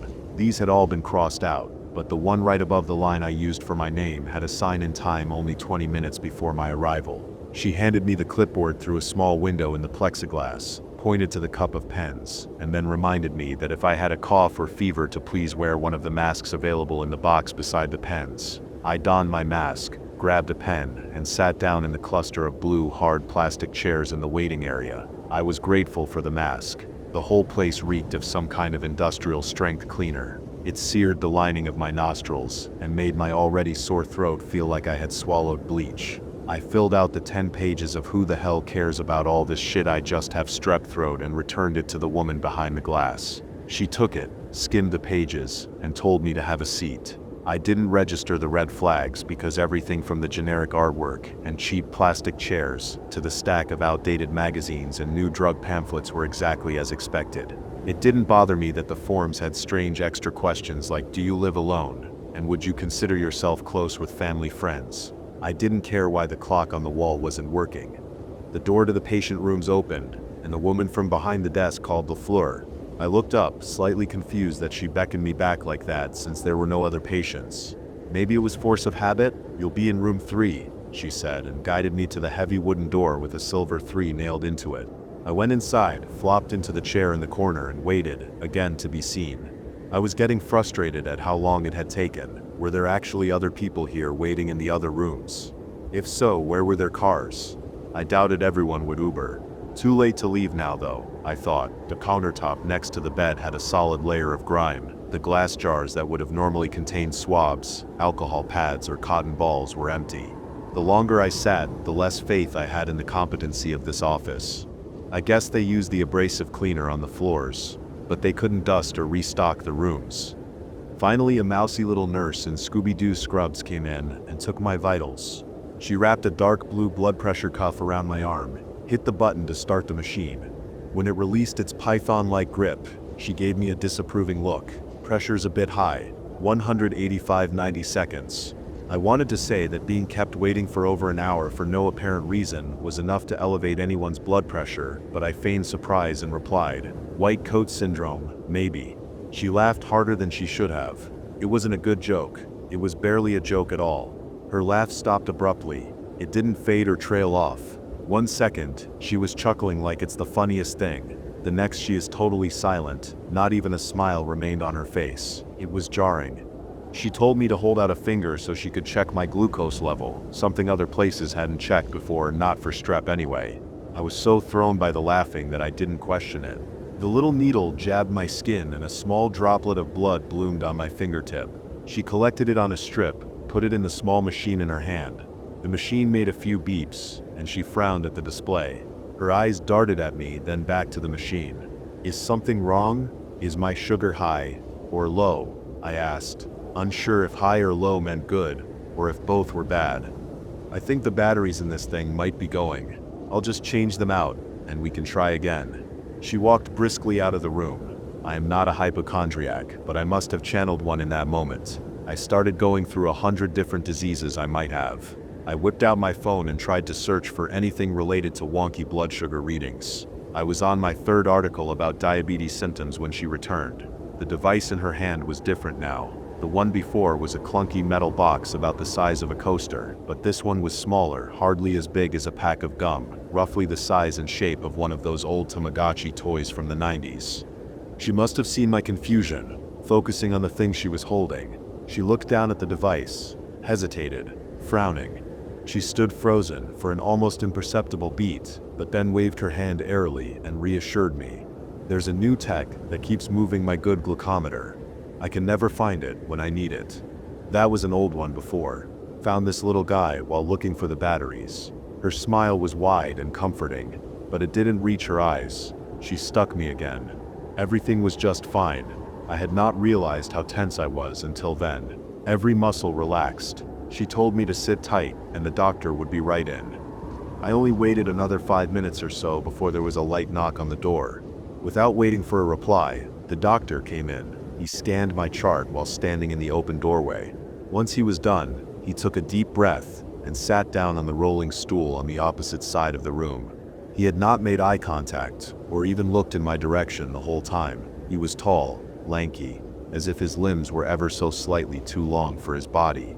The bright green of his eyes stood out from his exceptionally pale skin. His face was too bland to be considered handsome or ugly. His white lab coat was too short, and his pants were too long. In any other setting, alarm bells would have been blaring in my brain, but not here. "So, Miss," he checked the chart again. "LaFleur," he asked. I nodded. "Looks like you have a fever and sore throat, correct?" I nodded again. "Okay, simple enough. Probably strep throat. But we will take a few swabs to make sure," he said briskly. This felt right, back to the norm. "If it is strep, we can start you off with an antibiotic injection and a prescription for antibiotics to take at home. The doctor's voice was deep and soothing, utterly in contrast to his appearance and demeanor. There was something wild in his overly bright eyes and shifting in his expression, but he was the doctor. He tore open a small paper package and pulled out a cotton swab. The first time he made eye contact was as he told me to open wide. He had an eagerness to his tone, but his face was rigid, suppressing the emotion underneath. The swab poked aggressively into the back of my throat. The jab hurt and I gagged. He placed it into a slender tube and stood up. He left the room for only a moment. Why did I not realize at the time that it was too quick? The swab should take several minutes, like every other time I had been tested. He returned with a large needle and a vial of the antibiotics. The liquid was clear, but as he drew it into the needle, it was a cloudy yellowish color. He had the briefest flash of a grin before cleaning the spot on my arm with the alcohol wipe. He took a beat to steady his hands. Was he nervous? Giddy? The shot burned more than it should have. It hurt so much that I actually screamed in pain. Instead of stopping, he quickly pushed the plunger fully down to drain the rest of the injection into me while gripping my arm like a vice. After that, the details are murky. The next thing I knew, my eyes opened to nothing but white. White walls, white sheets, white floors. I was lying in a hospital bed. My body felt heavy, like the back of me had been filled with sand to weigh me down. I tried to cry out, ask someone where I was and what had happened, but before I could get out more than a groan, a nurse bustled in, heading for the machines and IV bags next to me. She must not have noticed I was awake. I reached out to her while she was taking a glass vial from her pocket, and she yelped and dropped the bottle. I heard it shatter on impact with the white tiled floor. When she regained composure, she started pressing buttons on the wall behind me and called for the doctor. "Well, look at you. Finally back among the living. I thought you were going to sleep forever, like Snow White," she said, grinning at me. Wait, what? Does she mean I died? 1,000 questions in my head fought to be asked first, but the winner was, huh? Her grin widened. "You had an allergic reaction to an antibiotic. You were rushed here to the hospital from your doctor's office. There were some complications while in the ambulance, and you have been in a coma for a year." "That's not possible," I argued desperately, the words slurring as they tumbled out of my mouth. I struggled against my sluggish limbs to sit up. The nurse tried to ease me back down on the pillows as the doctor came through the door. This was a different nurse, but it was the same doctor. He too told me about my reaction. The ambulance, all of it, sharing the story as if it were a practiced routine. There were no mirrors in the room. I didn't have time to register that I was in the same clothes I wore to the office or that the hall outside my door was completely dark. There was a scream somewhere in the distance, and panic overtook me. I struggled to rip out the IV in my arm, demanded to leave. My movements were too slow. My limbs felt heavy and weak. The doctor snatched my hand away from the IV, holding it too tightly while making sheish sounds. He patted my shoulder with a clumsy, forced gesture, never lessening his steel grip. The nurse surreptitiously moved to block my view of the door. The memories are clear now, but nothing was clear then. Neither of them was able to calm me with words, so the doctor injected what he called a mild sedative into my IV. The drug hit me within seconds.